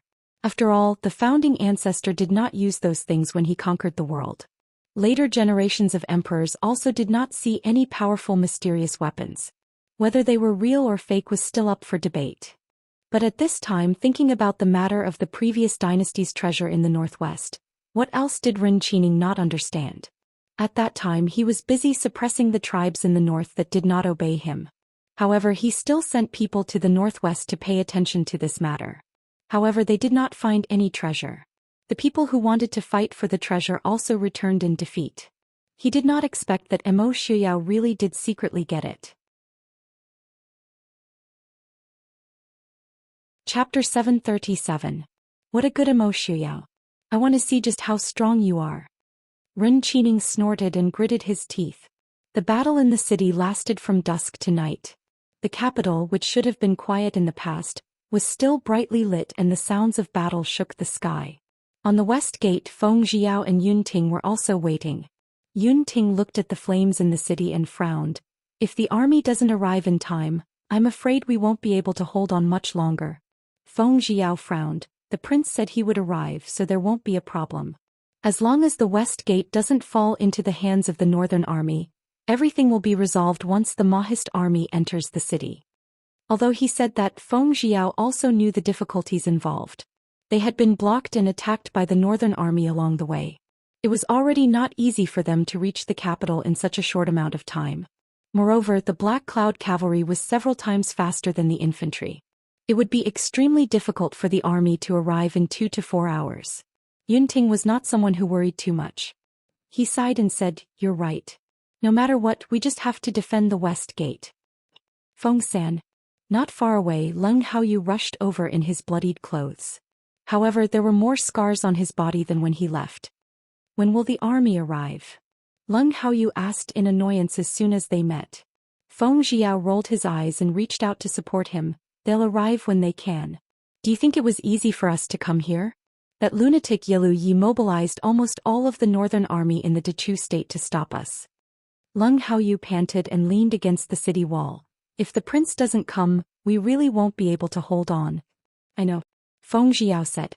If they delayed for another half a day, not to mention the soldiers in the city, they wouldn't be able to hold on. He might not be able to hold on here either. Although the soldiers of the northern region were afraid of the minefields that Qi Lin had placed on the streets, there were already several groups of people who had tried to force their way through. Although they were beaten back, if they were to do it again they would have to fight in close quarters. Qi Lin had used up all the bombs he had brought with him, and he had already turned around to kill the enemy. Yun Ting said, "Big brother Ling, you should rest here for a while. I'll go down." After saying that, Yun Ting lifted his spear and was about to walk down the city gate tower. Leng Haoyu pulled him over and said, "Don't go. You have to guard the city gate with Feng-san. I still have to go look for someone." Currently there was fighting everywhere in the city and it was a complete mess. Leng Huai and the others had been separated for a long time. Chu Jing was not small, so it was very difficult to find someone in this situation. But Leng Haoyu had to go. But Yun Ting looked worriedly at Leng Haoyu's wounds. Leng Haoyu patted him on the shoulder and said with a smile, "It's just a superficial wound, it doesn't matter." Wait. Feng Jiao stopped him and a smile of ecstasy appeared on his face. "The army is here." Everyone turned their heads to look and sure enough, they saw a fire dragon moving quickly towards them from afar. At first it was only faintly discernible, but after a while it became very clear. Not to mention there was also the sound of horse hooves gradually approaching. Feng Jiao shouted loudly, "The army is here, open the city gate." Immediately there was a burst of cheers from the city gate tower. The first to arrive was still the Black Cloud Cavalry. In the dark night, the Black Cavalry quickly rushed through the city gate and rushed into the city without stopping. Then they clashed with the northern soldiers in the city. After a while, everyone on the city gate tower saw the white-haired Mo Shuyao, who was dressed in white, riding his horse. "Prince is here! Prince is here!" Red fireworks bloomed in the night sky once again. Jing, which was originally filled with killing and blood, was now filled with cheers and laughter. On a street in the east of the city, Wei Lin and a few soldiers were surrounded by a large group of northern soldiers. There were already piles of enemy corpses around them, but there were even more enemies standing in front of them. Fresh blood still soaked his black clothes, but it was impossible to see in the night. His cold eyes swept across the northern soldiers who were glaring at him like tigers watching their prey. Wei Lin sneered and raised the sword in his hand, drawing a cold light and a bloody light at the same time. After fighting non-stop for an entire day, even Wei Lin was a bit tired, not to mention the ordinary soldiers beside him. Very quickly the soldiers beside Wei Lin also collapsed. Wei Lin's eyes were bloodshot as he quickly waved his sword and killed his way into the enemy. Just as these northern soldiers were rejoicing that they were finally going to get rid of this troublesome person, a group of soldiers wearing clothes completely different from those of Jing and the northern army charged over. The person in the lead was tall and straight, and his appearance was handsome and solemn. The blue frost sword in his hand glittered coldly. Wherever it went, the northern soldiers who couldn't dodge in time were all killed. With the addition of this new force, the situation of the battle was instantly reversed. "Who are you?" The person at the head of the northern soldiers roared unwillingly. The person on the horse glanced at him proudly and waved his sword without hesitation. "This general is He Su. Big brother." Wei Lin looked at the man in military uniform in surprise. Wasn't this an Yi who he hadn't seen for many years? An Yi. He Su strode forward to support Wei Lin and smiled. "Shao Si, I haven't seen you for so many years, how are you?" Wei Lin nodded. "We're all good, but Big Brother was sent out on a mission by the princess. He hasn't come back yet."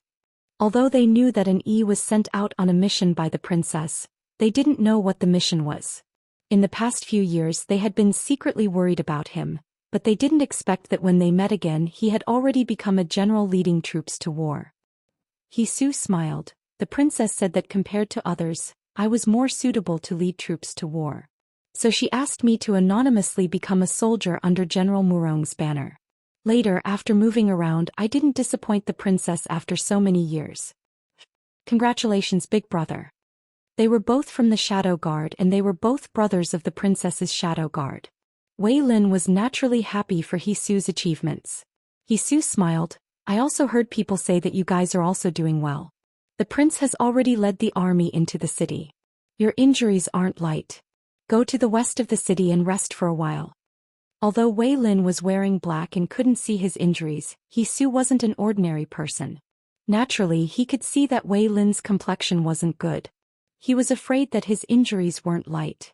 He called a few soldiers to escort Wei Lin to the west of the city.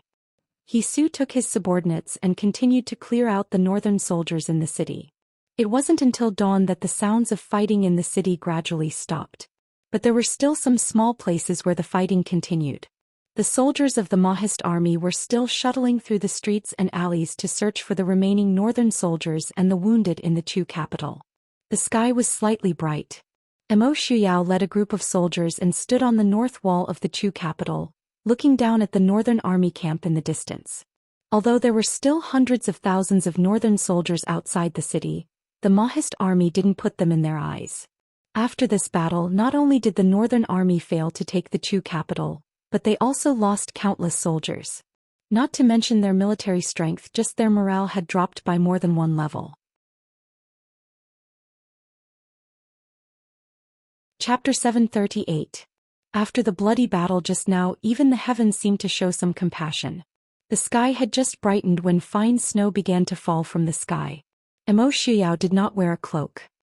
He was still dressed in white as he stood on the city gate tower amidst the fine snow. Looking up from below, he looked like a god overlooking the mortal world. Even from such a distance, Enchanting and the generals of the northern regions still felt an indescribable pressure. "Prince, we found Duke Hua." A guard hurried over to report. Emo Shuyao turned around and asked, "Where is he?" The guard hesitated and said, "Duke Hua is in the south of the city. He's heavily injured." "I'm afraid." Everyone's heart sank. They naturally understood what the guard meant by "I'm afraid." Emo Shuyao was silent for a moment before saying, "I'll go take a look. General Lu, I'll leave this to you." Lu Songxian did not say much and nodded silently. Duke Hua was in a small alley in the south of the city. When the Mahist army soldiers found him, he was already heavily injured and could not move. Not far from him were the corpses of Northern and Dechu state soldiers. Duke Hua had been stabbed by a sword. The sword had not been pulled out yet. He sat alone on a stone block not far from the alley entrance to rest. The winter nights in the Chu capital were not much warmer than the northwest. Duke Hua was already nearing 80 years old. With such heavy injuries, his face was already a bit pale. "Old Duke." Emo Shuyao stepped forward and supported Duke Hua. He glanced at the military doctor in front of him and asked, "What's wrong? Why aren't you treating Duke Hua?" Duke Hua raised his hand to stop Emo Shuyao. He shook his head and said, "No need. I know my own injuries. I can't take it anymore." Emo Shuyao lowered his head to check the sword wound. His expression also darkened. Duke Hua's injury was at a vital point. If he was in his prime, there might be some hope. However, in Duke Hua's current state, he would probably die the moment he pulled out the sword. Emo Shuyao closed his eyes and said in a low voice, "Old Duke, we are late." Duke Hua shook his head and glanced at Emo Shuyao. "I know it's not easy for you either. To be able to arrive in time and prevent Chu capital from falling into the hands of the northerners. Very good." Emo Shuyao lowered his eyebrows and pondered for a moment. Then he placed one hand on Duke Hua's shoulder and channeled true qi into him to prolong his life. At the same time he ordered, "Go find the people from the Hua clan." The guard at the side hurriedly reported, "They've already gone. If the Hua clan's people are all right, they should be here soon." Hearing Emo Shuyao's words, Duke Hua smiled and asked softly, "How are Tian Xiang and the others?" Emo Shuyao replied in a low voice, "They're doing very well. Tian Xiang has already arranged for Qingfeng to get married in a few months. Qingfeng, come here." Su Qingfeng hurriedly came forward and said respectfully, "Old Duke." Duke Hua raised his head with some difficulty and smiled. "The children of the Su family are all good children." "Very good, this old man won't be able to see you get married. From now on, treat Tian Xiang well." Su Qingfeng's eyes reddened as he nodded. "Yes, old Duke. Grandfather." "Good child." The sound of hurried footsteps came from outside the alley and a young man hurriedly ran over. "Grandfather. Grandfather." Duke Hua raised his head and looked at him. A trace of relief flashed in his eyes before he slowly closed them. "Grandfather." When the young man arrived, he just happened to see Duke Hua smiling with his eyes closed. He couldn't help but kneel in front of him and cry loudly. To the side, a trace of sadness flashed in Emo Shouyao's eyes as he slowly withdrew the hand he had placed on Duke Hua's shoulder. He ordered in a low voice, "Duke Hua sacrificed himself for the country and died in battle. Pass down the order to be buried with the rights of a marquis and be posthumously conferred the title of Marquis of Loyalty." This subordinate obeys. The same sad scene played out in many places in the capital. In this battle, the number of people who died was uncountable. Not only were there the Chu capital garrison, but there were also the Black Cloud cavalry and the Mahist army. Not only were there ordinary soldiers, but there were also many high-ranking generals. In another place, Leng Haoyu struggled to support his seriously injured body as he looked at the person lying on the ground in front of him. There was a complicated look in his eyes that no one could understand. Leng Huai knelt on the ground, holding his eldest son's cold body in his arms. When they found Leng Qingyu, he was already dead. An arrow had hit his chest, hitting his vital point. This man, who had always been cold, proud, and unwilling to admit that his concubine's younger brother was better than him, finally died quietly on the streets of Chu capital without leaving a word. Leng Huai hugged his son's cold body as tears streamed down his face. No matter what, this was the son he doted on the most and had placed the most hopes on. The pain of losing his son was more painful than letting him die. Leng Haoyu stepped forward silently and squatted beside Leng Huai. He whispered, "Father, take big brother back first." In the end, the equally proud Leng Haoyu was finally willing to admit that this man was his elder brother. Leng Huai looked back at Leng Haoyu and his gaze fell on the wound on his chest. He asked, "How's your injury?" Leng Haoyu said, "It's just a superficial wound.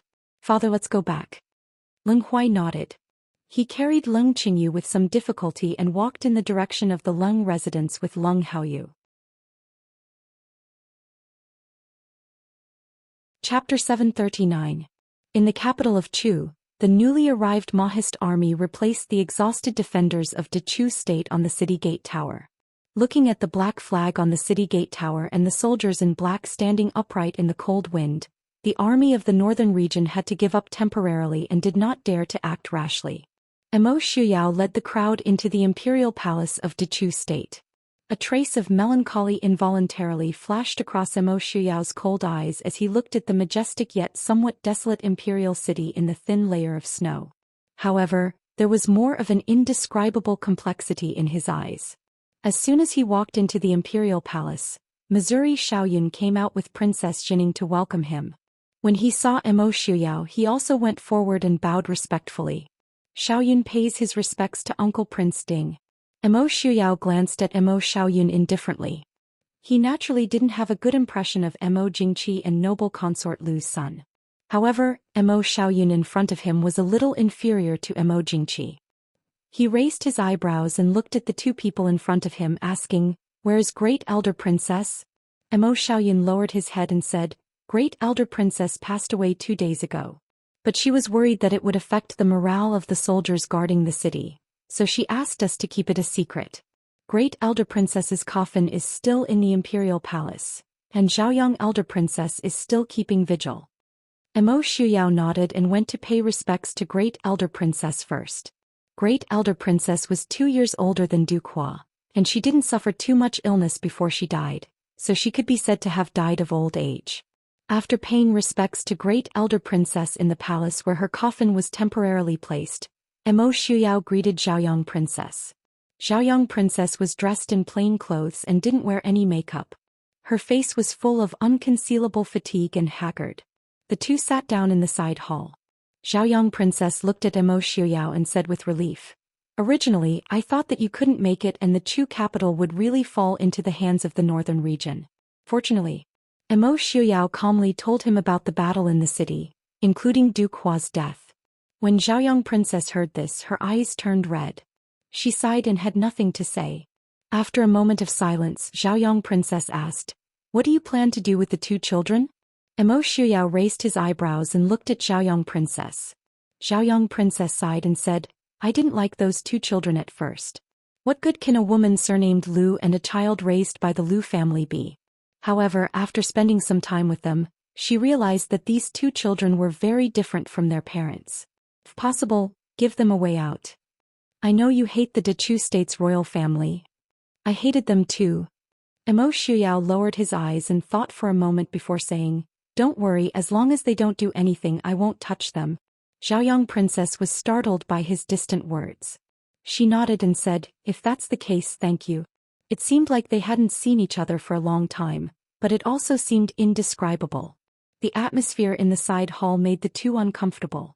Soon Mo Shuyao stood up and left. Looking at his departing figure, Zhaoyang Princess sighed helplessly. She knew where this sense of alienation came from. From now on, this kind of palace was still surnamed Mo, but it was no longer the Mo of the past. And she was still the Dechu state's princess, no matter how much she hated them. Fortunately, she was now just a fallen princess. With the Maoist army holding the fort, the Chu capital quickly became lively again. 2 days ago, the city was covered in blood and the sounds of killing filled the sky. The people in the city hid in their homes and trembled in fear. Yet in just a few days, people buried the corpses and cleaned up the streets. Soon the empty city became more lively.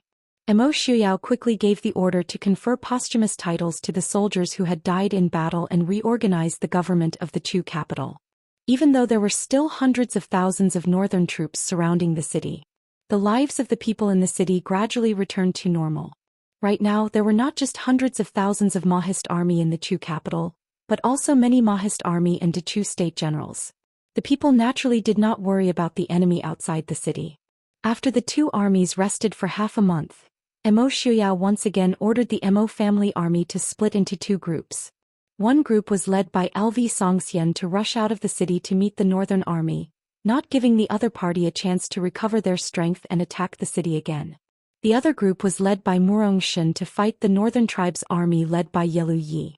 In the same month, Dechu State's Prince Chongqing Mo Xiaoyan announced to the world that the Maoist army and Prince Ding had saved Chongqing City.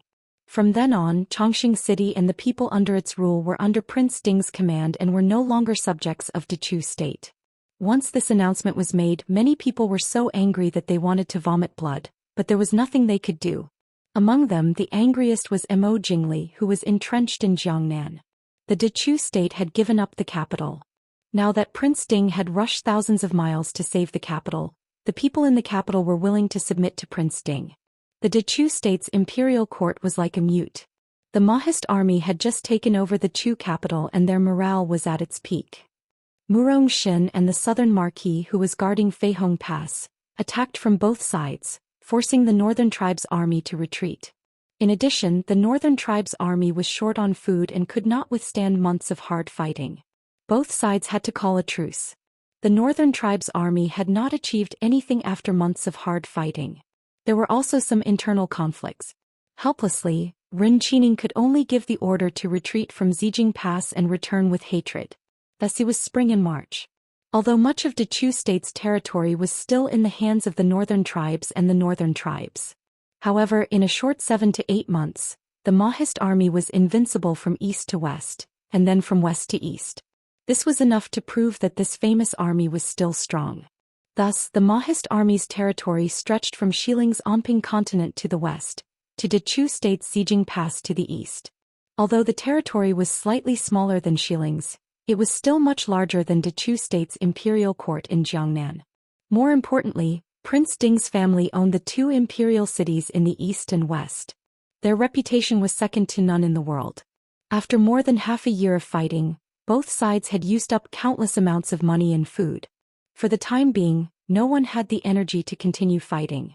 Thus, even though the various armies were still eyeing each other covetously, they all had the will to stop and recuperate. Once the fighting stopped, Mo Xiuyao threw the large and small matters of the Chu capital to Feng Zhiyao, LV Songxian and the others. Then he quickly rode back to the northwest. The Maoist army knew that the Wangfei was pregnant. They understood the prince's anxiety and did not say anything. Li. In the middle of April, although spring came later in the northwest, it was already late spring. In the garden of the Prince Ding mansion, all kinds of beautiful flowers were still blooming. Among them, the most beautiful ones were the peonies that had been transplanted from Yunzhou.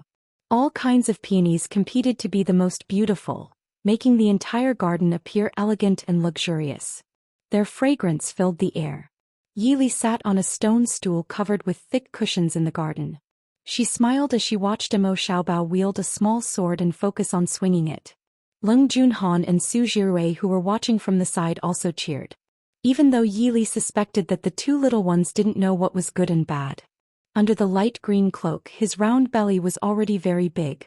Yili smiled as she watched the sword dance and gently caressed the round belly. Even though it was already 9 months, the belly was too big. Mo Xiaobao had not been this big in the beginning. Thinking of how Dr. Lin had mentioned that this could be twins, Yili smiled faintly. There was nothing wrong with twins, but she had not told Mo Xiuyao about this. Otherwise, with his personality, it was possible that he would abandon the soldiers on the battlefield and run back. Chapter 740. Hearing the sound coming from outside the garden, Yili was slightly startled. She couldn't help but think, could it be that she was hearing things in the late stages of pregnancy? Mo Xiaobao, who was dancing with the sword, heard this and blinked. He turned to face Yili and pursed his lips. Nyangqin Fuwang has returned. Although her tone sounded like she was unhappy, her pair of big black eyes suddenly lit up. Yili turned her head and saw a certain person covered in dust standing at the entrance of the garden looking at her with a smile. Li, I've returned. Xiuyao. Seeing that she was about to stand up, Mo Xiuyao quickly jumped into the garden and supported Yili, saying, "Don't move, you." Looking at the round belly in front of him, The usually calm Prince Ding couldn't help but widen his eyes and look worriedly at Yi. Li, are you all right? Why is he so big? Dr. Lin said that he might be twins, so naturally he's much bigger than one. Yi said with a faint smile. What? Mo Shuyao felt his vision darken and his limbs go soft. One was enough to make him worried and afraid, but there were two. How could it be like this? Where's Xinyang? Have him quickly come over and take a look at Wang Fei. Mo Shuyao said anxiously. Yi glanced at him in annoyance and said, don't you know that Sir Shen went to Fourth Brother's place? Dr. Lin has already taken a look at me. I'm fine and the child is also fine. But, no buts. Yi said firmly. She pulled Mo Shuyao and said, why don't you wash up and rest after coming back? I came out for a walk and will go back soon. Go back and rest first. Mo Shuyao was already scared out of his wits and could only allow Yi to pull him away. The three children behind him looked at each other. After a long while, Su Jirui blinked and asked with a handsome face as serious as his father's, we didn't pay our respects to uncle. The youngest child, Leng Junhan, touched her head and said, Uncle Prince Ding won't be angry if he doesn't see us. Uncle Prince Ding didn't even spare them a glance, but, thinking of Uncle Prince Ding's cold eyes, little dummy Leng shook her little head. If he didn't see it, then so be it. It's good that he didn't see it. Mo Xiaobao proudly stared at his father's back as he walked away. He snorted and raised his little head. I don't care if he sees me. Let's go find eldest uncle. The three little buns gathered together for a discussion and agreed that Mo Xiaobao's suggestion was not bad. Eldest uncle was much more amiable than father. After returning to the main courtyard where the two lived, Mo Shuyao came out after bathing and freshening up. Yi had already ordered people to prepare some of Mo Xuyao's favorite dishes and put them on the table. These days Mo Xuyao was in a hurry to return to the northwest and didn't eat much. Seeing these dishes he couldn't help but have an appetite. He sat down and pulled Yi to eat together. Now wasn't the time to eat and Yi didn't feel hungry. She only ate half a bowl of porridge and then stopped. She sat on the side and watched Mo Xuyao eat. From time to time she would pick up some meat for him. After so many years Mo Xuyao was still a picky eater. If it wasn't for Yi personally picking up food for him, he would only eat vegetarian dishes. He was even more sage-like than Su Qingchen. As they ate, Mo Xuyao talked about some things that happened in the Chu capital. Naturally, he didn't forget about Duke Hua dying for the country. Yi had a good impression of Duke Hua and was naturally very sad to hear about his death. I'm afraid that I will have to tell Sister Hua and Tian Xiang about this. Mo Xuyao said, you don't need to worry about this. I will have someone tell them. The children are more important. Wait until these two are born. Yi thought for a moment and could only nod. The children will be born next month. When the children are 1 month old, it will be grandfather's birthday. With a frown, Yi gently stroked her round belly and said, if that's the case, then we won't hold the children's 1-month-old celebration. It wasn't a small matter to hold Prince Ding's young master and young Junju's 1-month-old celebration. If it was held together with grandfather's birthday, then they wouldn't have to do anything in the next 2 months. Mo Xuyao didn't have any thoughts on whether to hold the children's 1-month-old celebration. He only raised an eyebrow and asked, back then Mo Xiaobao's 1-month-old celebration was a big one. Won't these two be unhappy when they grow up? Yi smiled and said, Prince Ding is concerned about the relationship between siblings? What can a 1-month-old celebration be? If he is unhappy because of this, then it's because we as parents didn't teach them well. Mo Xuyao nodded and smiled as he looked at Yi's belly. It's not that Father King is biased towards you, it's your mother's idea. Is Li here? Su Qingchen's elegant voice came from outside the door. The servant girl guarding the door quickly bowed and said, Prince Ding just returned. Wang Fei is accompanying Prince Ding to eat. Hearing their voices, Mo Xuyao instantly became unhappy. He had just returned and hadn't even gotten a chance to rest. Why did Su Qingchen come to find him? Couldn't he just let him rest? Yi didn't sense Mo Xuyao's unhappiness. She laughed and said, Dagu, come in. Su Qingchen stepped into the parlor and looked at Mo Xuyao, who was staring at her with a dark expression. A hint of a smile appeared on her lips. When did Prince Ding come back? We didn't even know. Yi said apologetically, he just arrived and went straight back to Yuan. Does Dagu have anything to do at this time? Of course, Su Qingchen couldn't say that she knew Imo Xiuyao had just returned and purposely came to annoy him. She said with a smile, "It's nothing major. It's just that in 2 months, it's about time to draw up the invitation for grandfather's birthday. I happen to have some free time today, so I came to discuss it with you."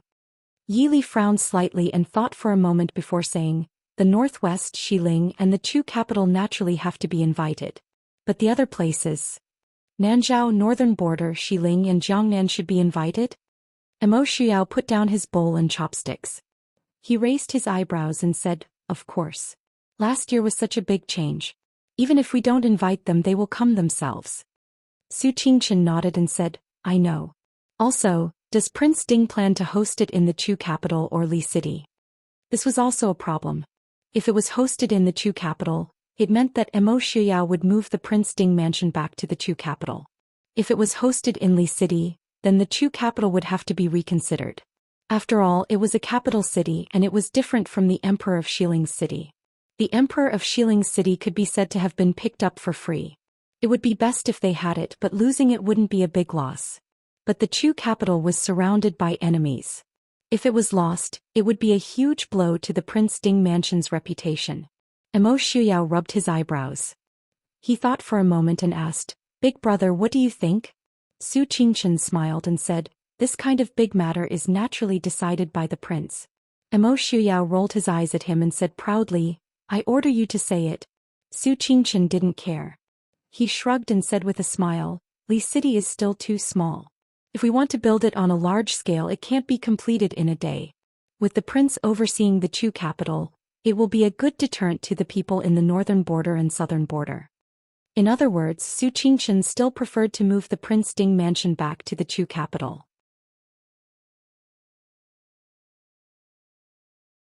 Chapter 741. Imo Xiuyao naturally understood that Su Qingchen's words made sense. After thinking for a moment, he asked, "The Chu capital is too far away from the Western Tomb. If something happens there in the future, we won't be able to help." Glass City also had its advantages. For example, it was located at the center of the continent. If they weren't strong enough, they would be attacked from all sides.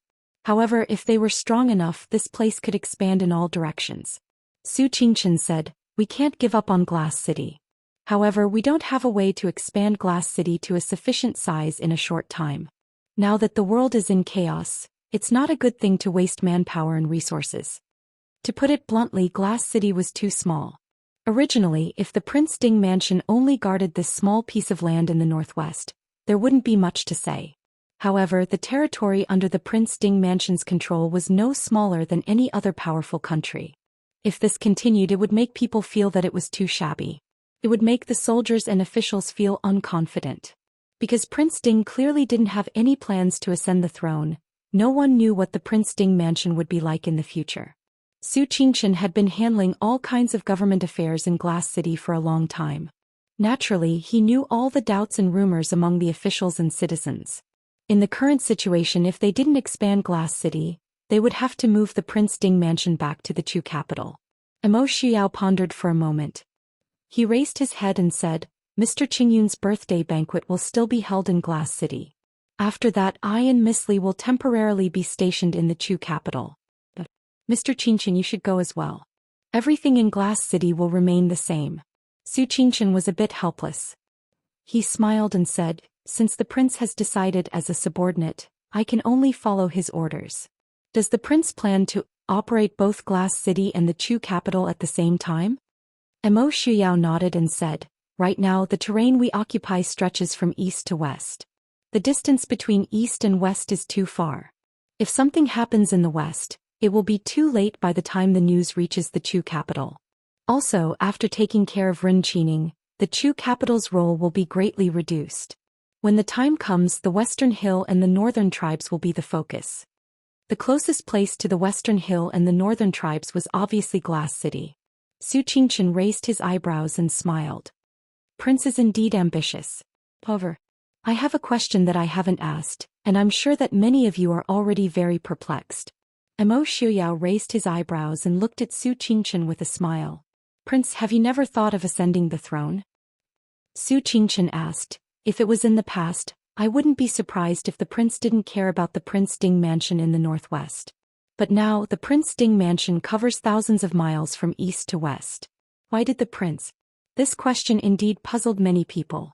Not only the subordinates of the Prince Ding mansion, but even outsiders could not see through Mo Xiuyao's thoughts. If it were anyone else who had such a vast territory, they would have long since claimed to be the overlord. Unlike Mo Xiuyao, who did not have any self-awareness in this regard. Mo Xiuyao held Yi Li's hand and smiled amiably at Su Qingchen. No other reason. Not interested. Not interested? Su Qingchen frowned and couldn't help but roll his eyes in his mind. Young Master Qingchen was naturally calm and easy to accept.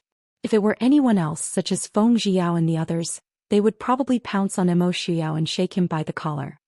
Are you playing with us? Are you playing with us? Su Qingchen was only surprised for a moment before regaining his composure. Alright, it wasn't like he was going to be the emperor. If he wasn't interested, then so be it. Actually, ascending the throne was just a ceremony and a title. In the Prince Ding mansion, who dared to say that Mo Xiuyao's authority was not as great as the empress? To hell with the legitimacy. Mo Xiuyao looked at Su Qingchen with some disdain. Since young Master Qingchen is fine, you should go back first. I am a bit tired and want to rest for a while. The husband and wife were reuniting after a long separation. What was he doing here? Su Qingchen acted as if he didn't see his gaze and smiled at Yi Li. Since it's like this, Leah, you should rest well. I will take good care of Xiaobao and the others. Hearing this, Yi Li's face was filled with dejection. She actually left the 3 children in the garden and left. Was her mind really muddled because of pregnancy? Big brother, are Xiaobao and the others with you? Sorry to trouble you. It's no trouble. It's just that Xiaobao told me sadly that his father didn't even want to look at him and left. Su Qingchen's smile was like a spring breeze. Mo Xiuyao laughed coldly and said lightly, then I'll have to trouble young Master Qingchen to take care of them. After all, Mo Xiuyao likes eldest uncle the most, right? Speaking of favorite, Mo Xiuyao couldn't help but grit his teeth. He deeply felt that he had raised a little white-eyed wolf who lived off him while helping others. Seeing that Mo Xiuyao was really going to carry the children away, Su Qingchen didn't tease him anymore. She smiled and bid farewell. In the reception pavilion, Yi Li looked curiously at Mo Xiuyao. She wanted to say something but stopped. Mo Xiuyao looked at her with a smile. Why is Li looking at me like that? Have you discovered that your husband has become more handsome after not seeing him for so long? Yi Li looked at the sky, speechless. You really don't plan to ascend the throne? Mo Xiuyao gave a light snort and said carelessly, what's so good about ascending the throne? I'm always worried that someone will steal my throne. Occasionally when I want to play around, I'll be scolded by the imperial censors. When I want to kill someone, I'll have to listen to the long-winded lectures of those old men. Most importantly, I have no interest in accepting the daughters of those old men who can't marry. Could it be that Li wants your husband to have 3 palaces and 6 courtyards? Actually, it's not impossible. After your husband ascends the throne, I'll order that the future emperor can only have 1 empress and no concubines. I'll kill all those old men who like to criticize me. Your husband will be a tyrant. What do you think, Li? Yi Li only felt a wave of powerlessness. She waved her hand and said, let's talk about ascending the throne later.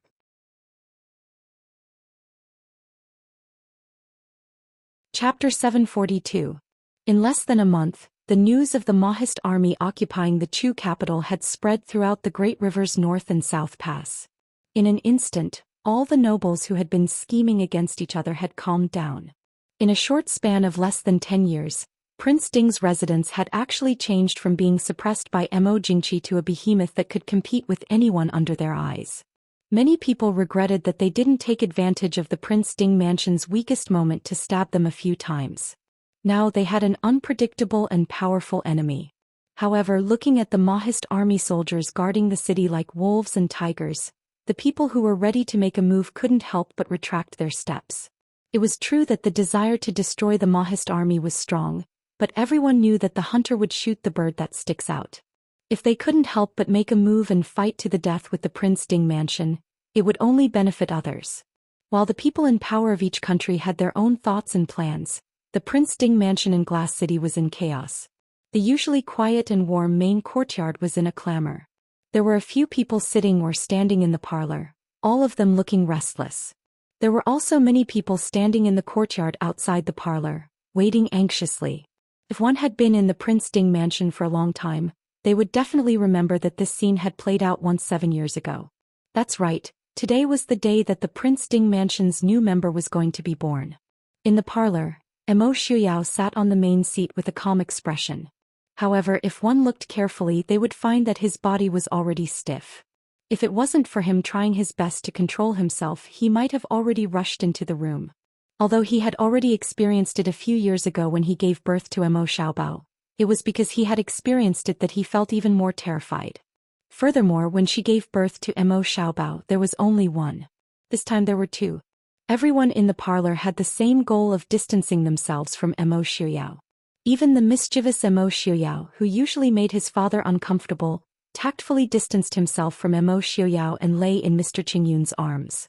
Yili wasn't someone who liked to scream when she was in pain, so when she was giving birth, it didn't sound as scary as the average pregnant woman. Qin Zheng, who was sitting by the side, could not help but recall the time when she gave birth to Su Jirui. It was said that the entire Su manor could hear the screams. Su Qingze, who had always been cold and stern, was so scared that he fainted the moment he heard that the child was born. Compared to Yi Li's current situation, she suddenly felt that she had lost too much face.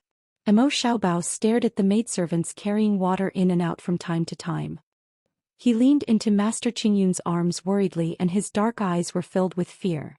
Master Qingyun patted his little great-grandson tenderly and said softly, "Qin-er, don't be afraid. Your mother is fine. Qin-er, do you want to go out and play with Jirui? When you come back, brother and sister will come out." Mo Xiaobao shook his head and said, "No, Qin-er wants to wait for brother and sister to be born." "Great-grandfather, was it very painful when mother gave birth to Qin-er?" Master Qingyun smiled and said, "Yes, every mother will be very painful when giving birth to a child. So Qin-er must be filial to mother in the future. Do you understand?" Mo Xiaobao nodded heavily and said, "Qin-er knows. Qin-er will be filial to mother. Qin-er likes mother the most." "Good boy." There were also many people standing in the courtyard outside the door. Not only the people of the Prince Ding mansion, but also Hua Tianxiang, Han Mingxi, Yi Wenhua and others. The parlor was too small to have a place to sit. They had to wait anxiously in the courtyard closest to it. In the bedroom, Yili was lying on the bed and enduring the waves of pain. Her face was a little pale. Second Madame Su anxiously watched the midwife busying herself. She could only hold Yili's hand and said, "Lier, don't be afraid. If it hurts, just cry out." Yili squeezed out a smile at Second Madame Su. This birth was indeed more painful than the last time when she gave birth to Mo Xiaobao. There was a sharp pain and Yili finally couldn't help but cry out in pain. Second Madame Su wiped the sweat on her forehead and asked, "What's the matter? How long will it take to give birth?" The midwife was a little embarrassed and said, "I'm afraid it will take a while. The position of the little heir's fetus is a little wrong. We have to adjust the position of the fetus." Second Madame Su's face darkened. She had also given birth to 2 children, so she naturally knew the trouble of having a wrong fetus. "Then hurry up. You know the identity of the princess consort. Don't let anything happen to her." The midwife nodded and said, "Madam, don't worry. The princess consort's condition isn't serious. There won't be any problems. It's just that the princess consort will have to suffer a little." Yili also heard their conversation. She nodded slightly and said, "It's okay. You can do it." The midwife then went forward and adjusted the position of the fetus. Second Madame Su held Yili's hand and comforted her in a low voice. "Don't be afraid, Li. Relax. When Aunt gave birth to your 3rd brother, the position of the fetus was also wrong. Don't worry." Yili nodded and endured the waves of pain. From day to night, other than Yili's painful cries, there was no sound of the child crying. Mo Xiuyao, who had been sitting on the main seat, finally couldn't take it anymore. He stood up and was about to walk in when Master Qingyun hurriedly called out, "Stop."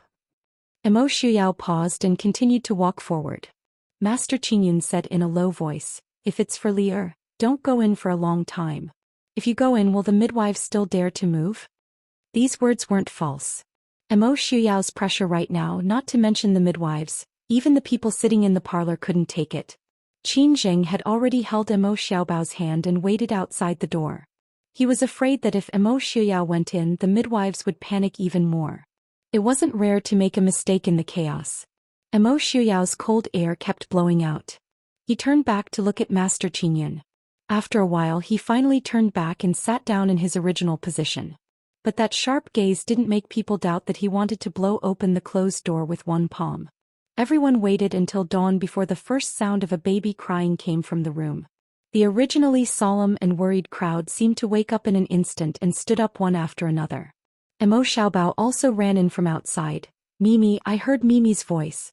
Then he ran towards the door. But the door was still closed. Emo Xiaobao didn't leave and just waited at the door. After a while another sobbing sound was heard. Everyone finally heaved a sigh of relief. Not long later Madame Su and a midwife each carried a child out. She smiled and said, "A son and a daughter, mother and child are safe." She brought the children in front of Master Qingyun. The two wrinkled little red monkeys made Master Qingyun very happy. Good children. How is Leah?" Second Madame Su smiled and said, "After being tired for a day and night she fell asleep." "Father, look, this is big sister and this is little brother." Master Qingyun nodded happily and said, "Women are good, very good, very good."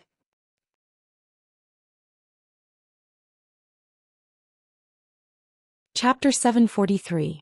Emo Xiaobao pulled second Furin's clothes and couldn't wait. Grand Aunt Chinner wants to see his brother and sister." Everyone couldn't help but laugh. When second Furin turned around to give the child to Emo Xiuyao, there was no sign of Emo Xiuyao. Everyone heaved a sigh of relief when the child was born safely. After waiting here for a day and night they were all very tired. Especially Master Qingyun, who was 80 years old and couldn't bear the fatigue. Seeing Yi Li and the child were safe, Su Hongyu hurriedly ordered Qin Zheng and Su Qingzi to help Master Qingyun back to rest. Everyone else also dispersed to rest. Only second Furin still needed to spend some effort to look after the two children with the midwife. Yi Li woke up from a deep sleep. There were candles in the room and it was already dark outside. She habitually raised her hand to touch her belly and found that the round belly that had accompanied her for several months was flat. Her entire body was sore as if someone had taken it apart. She moved her body and out of the corner of her eye, she saw a head of silver hair spread out by the bed. She saw Emo Xiuyao lying on the bed holding one of her hands and sleeping soundly. When Yi Li moved, Emo Xiuyao quickly opened his eyes. Seeing Yi Li open her eyes and look at him, his sleepy eyes suddenly bloomed with joy. "Li, you're awake." Yi Li nodded and raised her hand to smooth his messy hair. She asked softly, "How long have I slept? Where are the children?" Emo Xiuyao looked outside and said, "It's already 5 o'clock. You've slept for almost a day and a night. Children." A trace of confusion flashed through Emo Xiuyao's eyes. He hadn't seen the children yet. "Someone come." Qing Shuang and the others who had been waiting outside heard the sound and quickly came in. Princess is awake?" Seeing Yi Li wake up, Qing Shuang was also very happy. "This servant will have someone bring the hot porridge prepared for Wang Fei." Emo Xiuyao stopped her and asked, "Where is the child?" Qing Shuang smiled and said, "Young master and young Canton princess are sleeping outside. This servant will ask Mama to bring them in." After speaking, Qing Shuang bowed and hurriedly turned around to leave. Not long after, Mother Lin and Mother Wei each came in with a swaddle in their arms. She carefully placed the swaddling clothes on the empty space on the bed beside Yi Li. She smiled and said, "Princess consort, quickly take a look. The little heir and the little princess are very good looking." Yi Li looked down. Although she already knew what a newborn baby looked like, she still couldn't help but feel embarrassed. With her eyesight she really couldn't tell what was good about these two wrinkled and red little monkeys. But in the end they were her children. Looking at the two little things sleeping comfortably with their eyes closed, Yi Li felt her heart soften like cotton. Lovingly touching the little babies' red faces, Yi Li couldn't help but smile. Mother Lin said, "Princess consort, the one in red is the little princess, and the one in yellow is the little heir. The little princess looks exactly the same as Princess consort when she was young." Yi Li's mouth twitched. In any case she couldn't tell how the little bun looked like her. She smiled and looked at Emo Xiuyao asking, "Xiuyao, take a look." Emo Xiuyao originally didn't have much interest in the two little buns. Hearing Mother Lin's words he looked over. After looking for a long time he looked at Yi Li's face and nodded, "They really do look alike." Ai's little princess will definitely be as beautiful as Princess Li in the future. So this person didn't actually see it, but it was a beautiful wish. Yi Li had already slept for a day and a night. When she woke up, she was a little hungry. After eating a bowl of meat porridge that Qing Shuang had carefully prepared, Emo Shuyao was finally sent to rest. Emo Shuyao hadn't had a good rest since Yi Li started acting up and was about to give birth 2 days ago. Now that he saw with his own eyes that Yi Li was safe and sound, he finally let out a sigh of relief. After Yi Li finished her porridge, she got up and went to rest. Yi Li, on the other hand, had slept for too long, so she couldn't fall asleep. She placed the 2 little buns, whose eyes hadn't even opened, on her bed to look at them. Looking at the 2 babies who were still sleeping soundly with their eyes closed, Yi Li's heart was filled with tender feelings. She bent down and kissed the 2 wrinkled little faces. When the sun had just risen, Emo Xiaobao, who had received the news that Yi Li had woken up, ran over. He didn't let anyone report his arrival and ran into the bedroom. Yi Li raised her head and saw him poking his little head into the room. She couldn't help but smile and ask, "What are you looking at? Why aren't you coming in? Is Father Wang not here?" Emo Xiaobao looked around the room as if confirming that Emo Shuyao really wasn't here. Only then did he walk in with relief. He ran in small steps to Yi Li and looked at the 2 babies lying side by side on the bed. "Mother, are you all right?"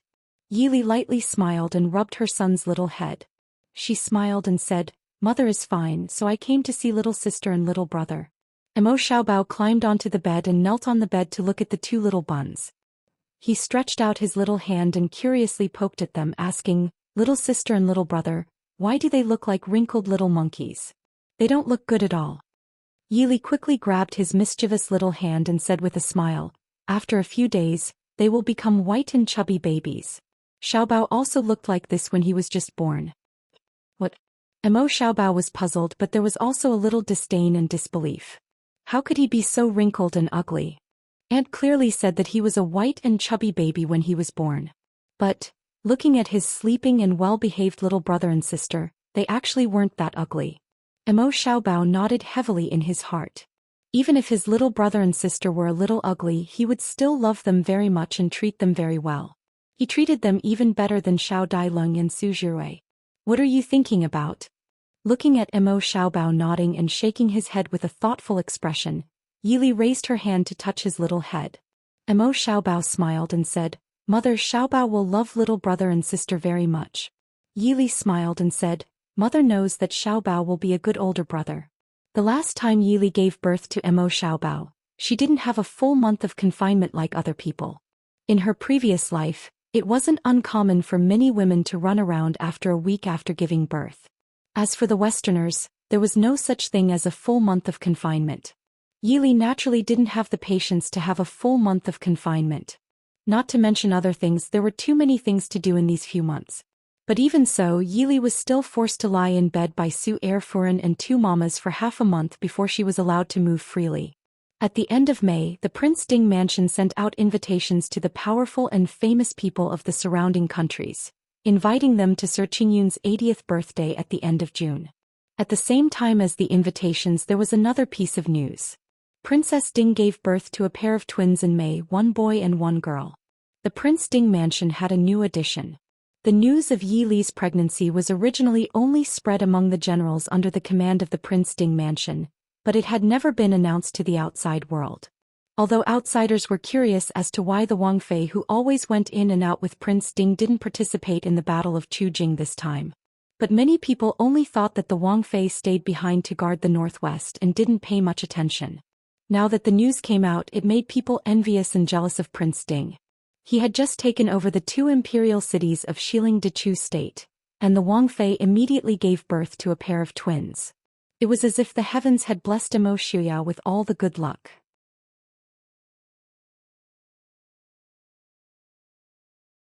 Chapter 744. Of all the people who heard the news, the angriest were Emo Jingli and Ren Qining. Needless to say, Emo Jingli and Emo Shuyao were naturally at odds. Now that their children were a couple, they were deeply in love. But he couldn't even find his only son. How could Emo Shuyao not be angry? In his anger, he couldn't help but remember his deep hatred for Emo Jingqi. He tormented the 7 or 8-year-old little emperor. The originally timid and weak little emperor was so scared that he cried and almost fell sick. Compared to Mo Jingli, Ren Qining was even more furious. His son, daughter, wife and concubines were all killed by Mo Shuyao.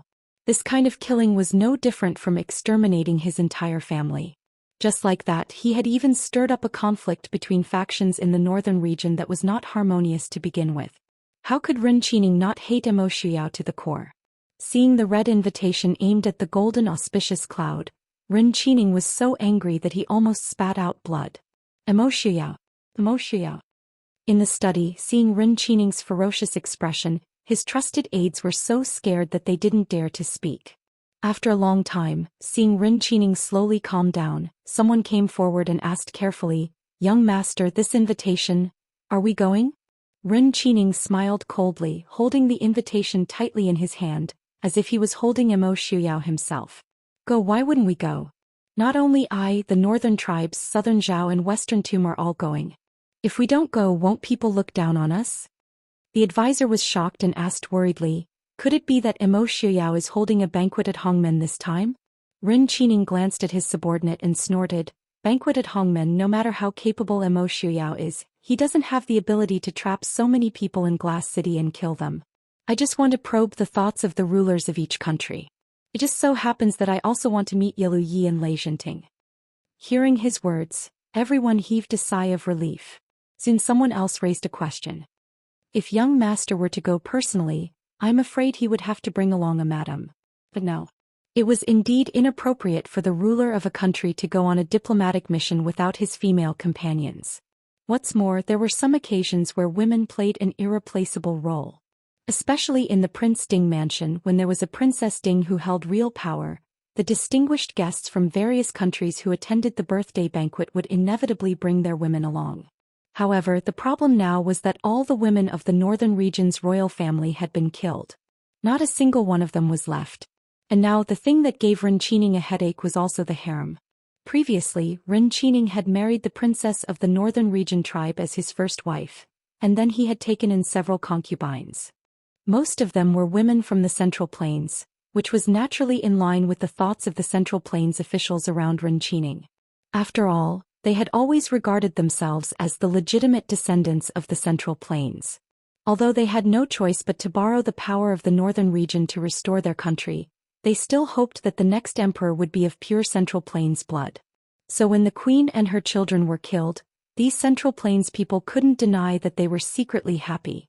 But then the princes and princesses of the Central Plains concubines also died, and everyone realized the seriousness of the problem. And now the country couldn't go a day without a ruler, so the harem naturally couldn't go a day without a ruler. But on the question of whether Ren Qining should marry a woman from the Central Plains or a woman from the northern region, both sides couldn't persist. Originally, when the Central Plains officials were weak, it was easy to talk about it. But now that the northern region had taken over a large portion of Dechu State's land, the northern region army had rapidly expanded by a large number of people from Dechu State. As a result, the situation where the army was originally full of people from the northern region was quickly broken, and the Central Plains officials gradually had the capital to challenge. So the question of whether to marry a woman from the northern region or a woman from the Central Plains had been debated for more than half a month. The moment the two sides met, they would throw daggers at each other, mocking and ridiculing each other. They were just short of pouncing on each other to fight. Ren Qining naturally leaned toward the Central Plains people. As a man, he naturally preferred the gentle and demure women of the Central Plains compared to the rougher women of the northern region. But the people of the northern region weren't all idiots. Ren Qining himself was a Central Plains person. If he were to marry a Central Plains person as his queen, then wouldn't the northern region directly change its name to that of the Central Plains? Would there still be a place for the tribes of the northern region in the future? Naturally, they would resolutely oppose it. Ren Qining felt his head hurt when he thought of this matter. Originally, if he had successfully taken over the Chu capital this time, he could naturally use the name of the imperial orphan of the previous dynasty to restore his legitimacy, and these people of the northern region wouldn't be so important. Unfortunately, because of Mo Shiyao's interference, all his efforts had been for naught. In the future, he would naturally have to rely on these people of the northern region. It was impossible to shake them off or suppress them in a short time. Not only was it impossible, he had to support them even more. Waving his hand to interrupt the discussion, Enchanting said in a low voice, "Go back and announce Ai's decision. Confer Helan of the Taji tribe as the empress." "Young master." Everyone shouted in unison. One of them stepped forward and said, "Young master, that Princess Helan is unruly and willful. How can she be the empress?" Enchanting said impatiently, "Otherwise, can you find a more suitable candidate from the northern region? Being unruly and willful also has its benefits. At least she isn't so scheming so as to avoid annoying people." His ex-wife, the princess of the northern region, was no less scheming than a man. The northern region didn't have as many restrictions on women as the Central Plains. The princess of the northern region was originally cultivated as an heir. Unfortunately, she fell in love with Enchanting at first sight and was willing to be a queen in the harem rather than the leader of the most powerful tribe in the northern region. Even so, Enchanting had long been impatient with the many restrictions placed on her. If Emo Xiao hadn't been so ruthless, Enchanting probably would have thanked him properly this time. In addition, confer the titles of Lord Wang's eldest daughter and Lord Zhang's third daughter as concubines. With this, everyone was satisfied. When it came to palace politics, how could a woman of the northern region who only knew how to make a scene be a match for a woman of the Central Plains?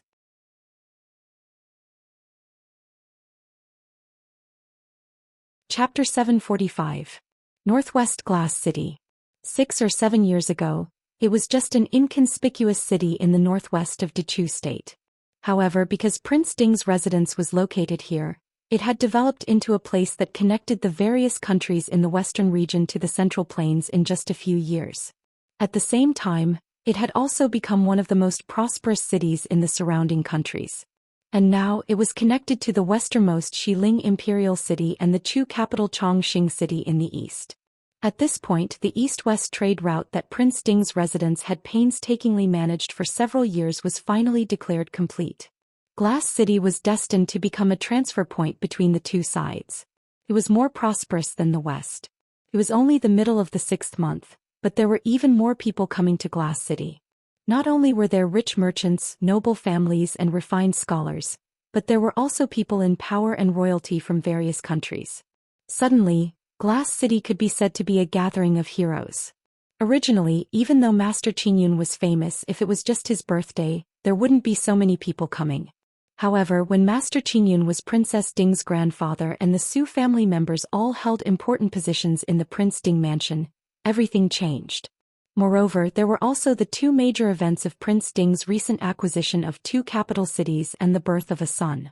Basically, anyone who could make it in time wouldn't miss out on this grand occasion.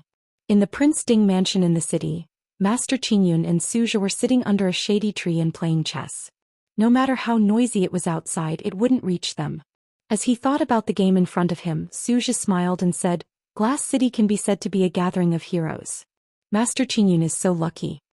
Master Qingyun shook his head indifferently. "What's the point of a birthday celebration? It's not as good as a family eating a meal together. How many people in this city are sincerely here to celebrate an old man's birthday?" Suja thought. Although Master Qingyun's words were straightforward, they were the truth.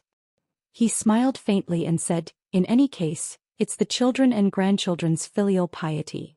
Mr. Qingyun, please don't attack them like this." Mr. Qingyun smiled and said, "How could this old man be so insensible? Although we old men are old and weak, we can still watch a few plays." Hearing this, Suja also smiled and shook his head. He slowly placed a chess piece on the table and smiled. "Now that you've said it like that, you're making those people who rushed here in a hurry feel embarrassed. Greetings, Mr. Qing." At the door, a servant in green said respectfully. Mr. Qingyun raised his head and asked, "What's the matter?" The manservant respectfully reported, "Fourth young Master Su has returned and is waiting outside to pay his respects to Mr. There is also a Mr. Xiaoding who wishes to see you." Suja and Mr. Qingyun looked at each other. Mr. Qingyun hurriedly said, "Quickly invite Mr. Xiaoding and Qingbai in." The manservant accepted the order and left. Suja smiled and said, "Qin Shufu is also here. I heard that he helped fourth young master in Xiling. It seems that he is now sincerely loyal to the Prince Ding mansion." Mr. Qingyun smiled and said, "With his sincere help, Qingbai will be able to achieve twice the result with half the effort. As they spoke, Mr. Xiaoting and Su Qingbai walked in one after another.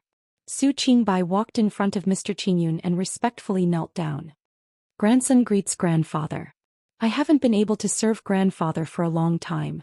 Please forgive me. Mr. Qingyun hurriedly pulled him up and looked him up and down. He nodded and smiled. Good child. You look energetic. Seems like you're doing well in Xiling? Su Qingbai smiled and said, thanks to Mr. Xiaoting's help, grandson is not in a hurry. Beside him, Mr. Xiaoting also hurriedly came forward and bowed. Junior Chen Xiufu greets Mr. Qingyun and Elder Su. Mr. Xiaoting had seen Su Zhe when he was traveling in the Chu capital. Even though he hadn't seen him for many years, he could still roughly remember his appearance. Mr. Qingyun smiled and said, Xiaoting, you don't have to be so courteous. It's rare for you to come to Glass City. If there's any neglect, please don't blame me. Mr. Xiaoting hurriedly said that he didn't dare. Su Zhe invited Mr. Xiaoting to sit down and have a long talk. The three of them were rare scholars in this world. Naturally, they were very congenial when they talked. Su Qingbai saw that they were chatting happily and got up to leave to see Su Hongyu. At this time, the Prince Ding Mansion's large study was also very busy. Even Yi Li, who was usually not allowed to do this and that, was dragged to the study to do things. There were less than 10 days until Mr. Qingyun's birthday. Many of the guests who came to attend the birthday banquet had already arrived. This banquet could be said to be unprecedentedly grand. In less than a month, the population of Glass City had increased by more than 30%. Other than the guests invited by the Prince Ding Mansion, there were also merchants from various countries who came because they heard the news. There were also many scholars and tourists who came on their own to participate in this grand occasion. Needless to say, all the inns in Glass City were filled with people. There were even many people who came late who couldn't find a place to stay. With so many people suddenly appearing, there were naturally countless problems with basic necessities, food, housing, transportation, security, and so on. There was also the balance between the nobles of various countries, the relationship between these people and the Prince Ding Mansion. What kind of agreements could be reached between the two sides and what benefits could be obtained from each side had to be carefully considered. It was no wonder that they were so busy. When Su Qingbai came in, he saw his father, his two elder brothers, Mo Xiuyao and Yi Li, sitting around a large long table. There were all kinds of thick booklets piled in front of each of them. Needless to say, there were even more booklets piled up in front of Zhuo Jing and the others who were doing preliminary review and classification. When he thought about how he was so busy these few months in West Hill that he didn't even have time to eat, he couldn't help but feel happy. It seemed that he wasn't the only one who was tired in West Hill. His father and elder brothers who stayed in Glass City weren't far behind. Prince, father, eldest brother, second brother, Li. I'm back. Su Qingbai said with a smile. Seeing him come in, Mo Xiuyao, who was originally sitting beside Yi Li, suddenly had a gleam in his eyes. Su Qingbai only felt a chill down his spine. Mo Xiuyao smiled warmly and said, Qingbai, you're back. It must have been a tiring journey. Come in and take a seat. Su Qingbai couldn't help but feel flattered by Mo Xiuyao's courteous reception. He looked at Mo Xiuyao warily and said with a faint smile, Prince, you're too kind. It's all right. In this way, Mo Xiuyao smiled even more happily. Since you're not tired, come, these are all yours. Mo Xiuyao casually raised his hand and slapped Su Qingbai into the chair beside him. It didn't hurt, but he couldn't stand up either. Mo Xiuyao unceremoniously moved all the booklets in front of Yi Li to Su Qingbai. He smiled amiably and said, I'll have to trouble you with these. Li, the doctor said that you can't use your eyes too much since you just gave birth. Let Qingbai take care of these. Su Qingbai stared blankly at the pile of booklets in front of him. When he met his eldest brother's teasing gaze, he then understood that he was obviously the coolie who had sent himself to their doorstep. How's fourth brother in West Hill? In the end, it was still Su Qingze who was kinder and asked Su Qingbai. He didn't feel that his family had become so inhumane after he left for less than a year. Su Qingbai raised his hand and flipped through the booklets in front of him as he answered, It's all right. It's almost on the right track.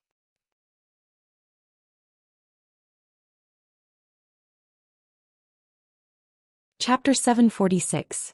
Yi Li looked helplessly at the empty table in front of her. She turned around and took a book from Mo Xiuyao. She smiled and said, fourth brother, you're too humble. The West Hill has been much calmer these few months. It's clear that you've managed it well. Su Qingbai shook his head and smiled. How can you say that I've managed it well? There was quite a bit of trouble last month. This time General Zhang could only stay behind to guard the place. When grandfather's birthday comes, I'll have to rush back as soon as possible. Su Hongyu said calmly, managing a place isn't something that can be achieved in a short period of time. There's no need to be impatient. Su Qingbai nodded. Thank you for your advice, father. I understand.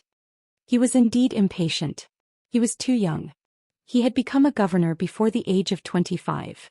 Naturally, there were too many people below him who didn't like him. However, he also understood that it was just as his father had said. Managing a place would take at least 3 to 5 years. When he thought of this, his originally impatient mood gradually calmed down. With one more person, it would naturally be faster to get things done. In less than 2 hours, the documents on the table were all dealt with. Actually, these things didn't need so many people to do it. Usually, Mo Xiuyao, Su Qingchen or Su Hongyu would be able to do it. However, during this period of time they didn't believe it. Each of them had many things to do and didn't have much time to look at these reports. After dealing with the things on hand, everyone heaved a sigh of relief. In these 2 days, the rulers of various countries who liked to put on airs should be arriving. If they didn't deal with them now, they would have to wait until after the birthday banquet. However, it wouldn't be good to delay many important matters for the birthday banquet. After dealing with the matters, they asked for refreshments to be served. Only then did the family have time to sit down and chat for a while. Second brother, our first aunt Mr. Shin and Weo back? Yi Li frowned and asked as she ate the supplements prepared for her. Last year when Xinyang went to the West Hill, he had also brought Wu Yo along. After all, he was officially learning medicine from Xinyang. Naturally, he couldn't stay in a small place like Glass City. No matter how talented he was, he wouldn't improve much if he just read books. Su Qingbai's hand that was holding the tea paused slightly. They're all back. His mother was a little tired from the journey, so she went back to her residence to rest. Mr. Shin seemed to have some new ideas that he wanted to discuss with Dr. Lin, so he left with Wu Yo. Hearing this, Yi Li raised her eyebrows and looked sideways at Su Qingchen. Su Qingchen smiled faintly and elegantly. Su Qingbai, on the other hand, seemed a little uncomfortable and changed the topic. Why don't I see second uncle? Su Qingchen said, second uncle has gone to the northern tribes, but he should be coming back with the northern tribes envoy this time. Su Qingbai was far away in West Hill and did not know much about what was going on in Glass City. He gave him a curious look. Su Qingchen then briefly explained the matters of the Moon Glass City.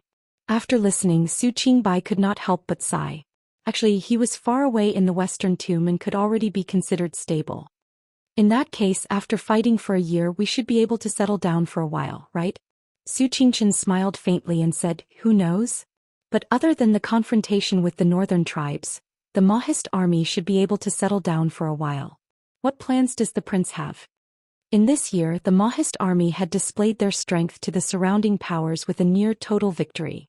In the short term, no one would have the guts to provoke the Mahist army.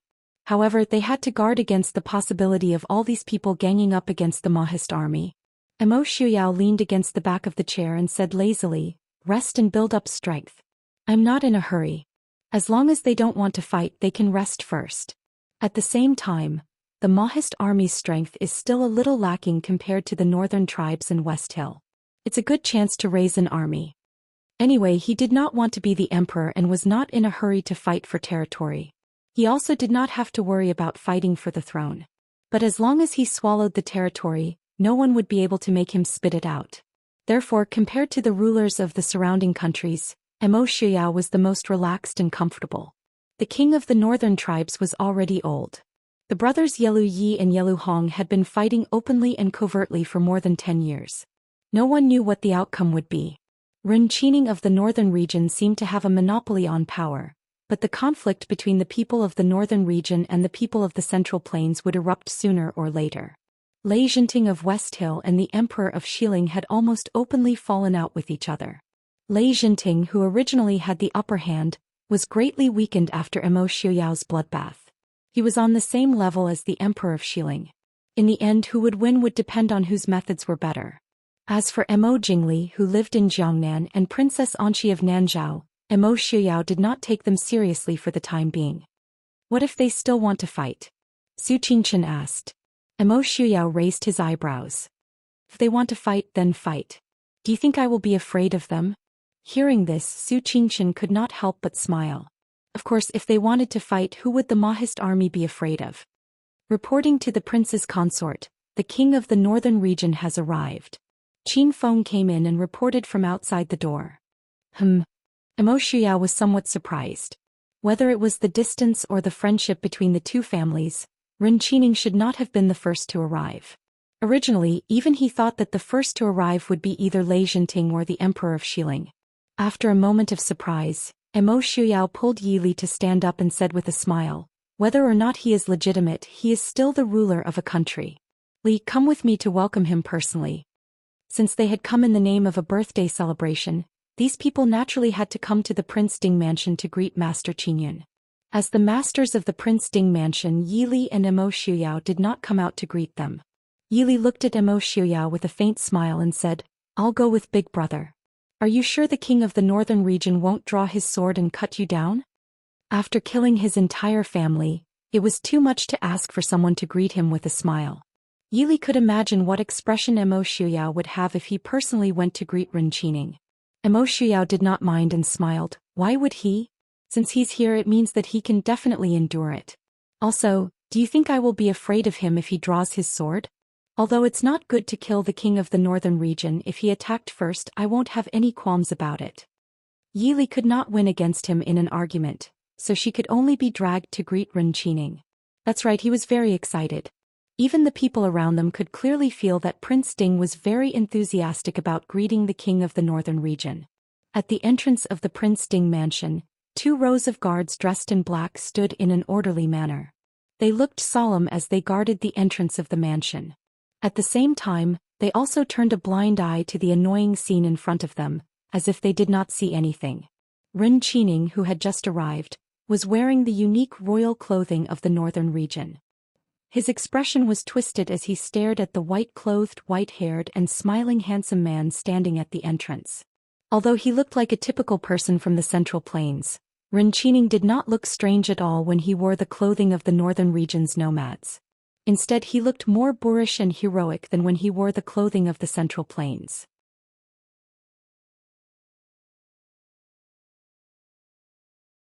Chapter 747. However, this heroic aura disappeared the moment he saw Emo Shuyao's face. Instead, it became twisted and ferocious. No matter how ambitious a person was and how willing he was to sacrifice everything for the world, he would not have as much self-control as he thought he would have in front of the murderer of his wife and child.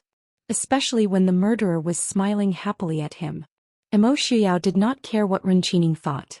In fact, the more unhappy Ren Qining was, the happier he was. Thus, when he saw Ren Qining's expression, he only raised his eyebrows and asked in confusion, Northern Region King, what's wrong?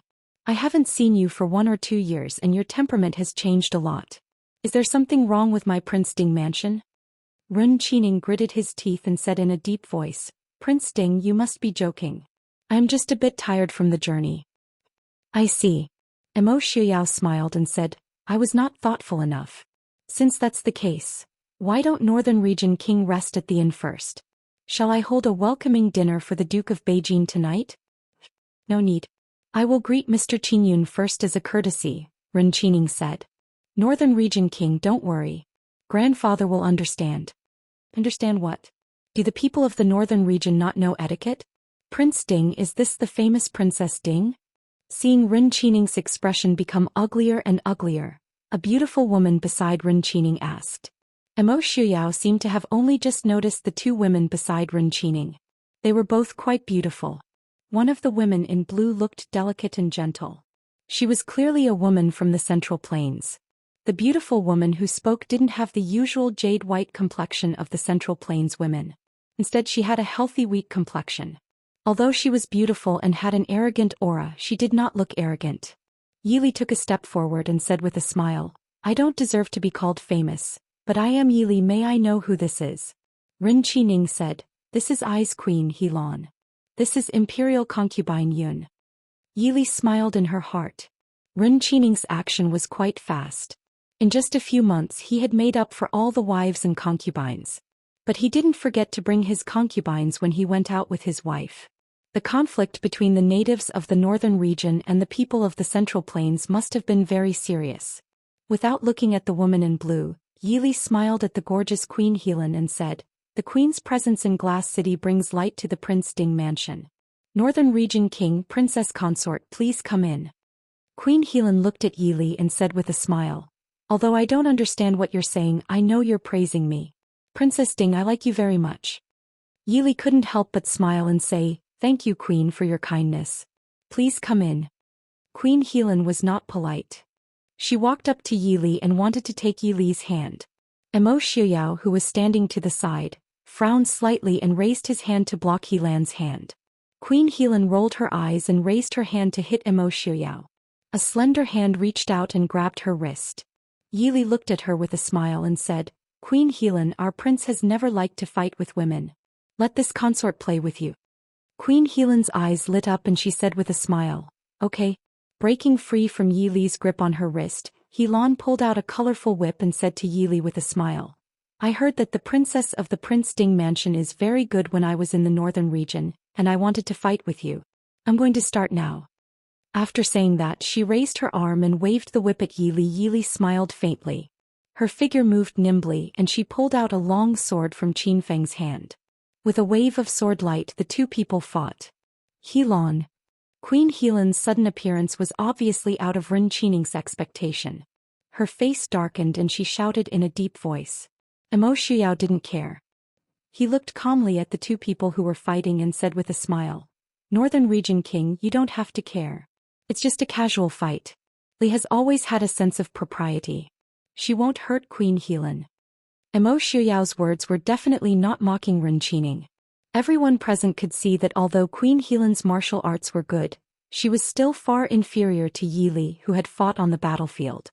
Ren Qining said with a gloomy face, "The queen is rude. Thank you, Prince Ding, for not blaming her." Emo Xiuyao smiled faintly and turned his gaze to the two graceful figures at the door. The woman in blue standing next to Ren Qining was the concubine that Ren Qining had taken with Helan when he was forced to marry her. She was the daughter of Ren Qining's confidant, so she was naturally more favored than Queen Helan, who was born in a noble family in the northern region. But today, at the entrance of the Prince Ding mansion, whether it was Prince Ding or Princess Ding, they both ignored her. This made imperial concubine Yun, who was originally a little arrogant because of the favor, feel a little embarrassed. At this time, seeing that the Prince Ding mansion and Queen Helan had taken away everyone's attention, she was even more displeased.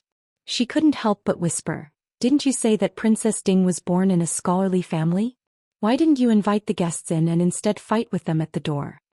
She thought that she was speaking softly, but everyone present was an expert with profound skills. Emo Xiuyao's gaze swept past her indifferently, and a faint coldness flashed in his eyes. Yili and Queen Helan, who were fighting, also separated at the moment she finished speaking and returned to their original positions. Yili said with a smile, "Queen Helan's skills are extraordinary. Why don't we have a spar when you have time?" Queen Helan said with a smile, "Okay, Princess Ding, you're really amazing. I admire you and I'll make friends with you." Yili said with a smile, "It's Yili's honor to have the queen as a friend. Northern Region King Queen Helan, please come in." Ren Qining looked deeply at Yili and said with a faint smile, "Thank you, Princess. I haven't seen you for a long time, but you look as good as before." Yili smiled elegantly.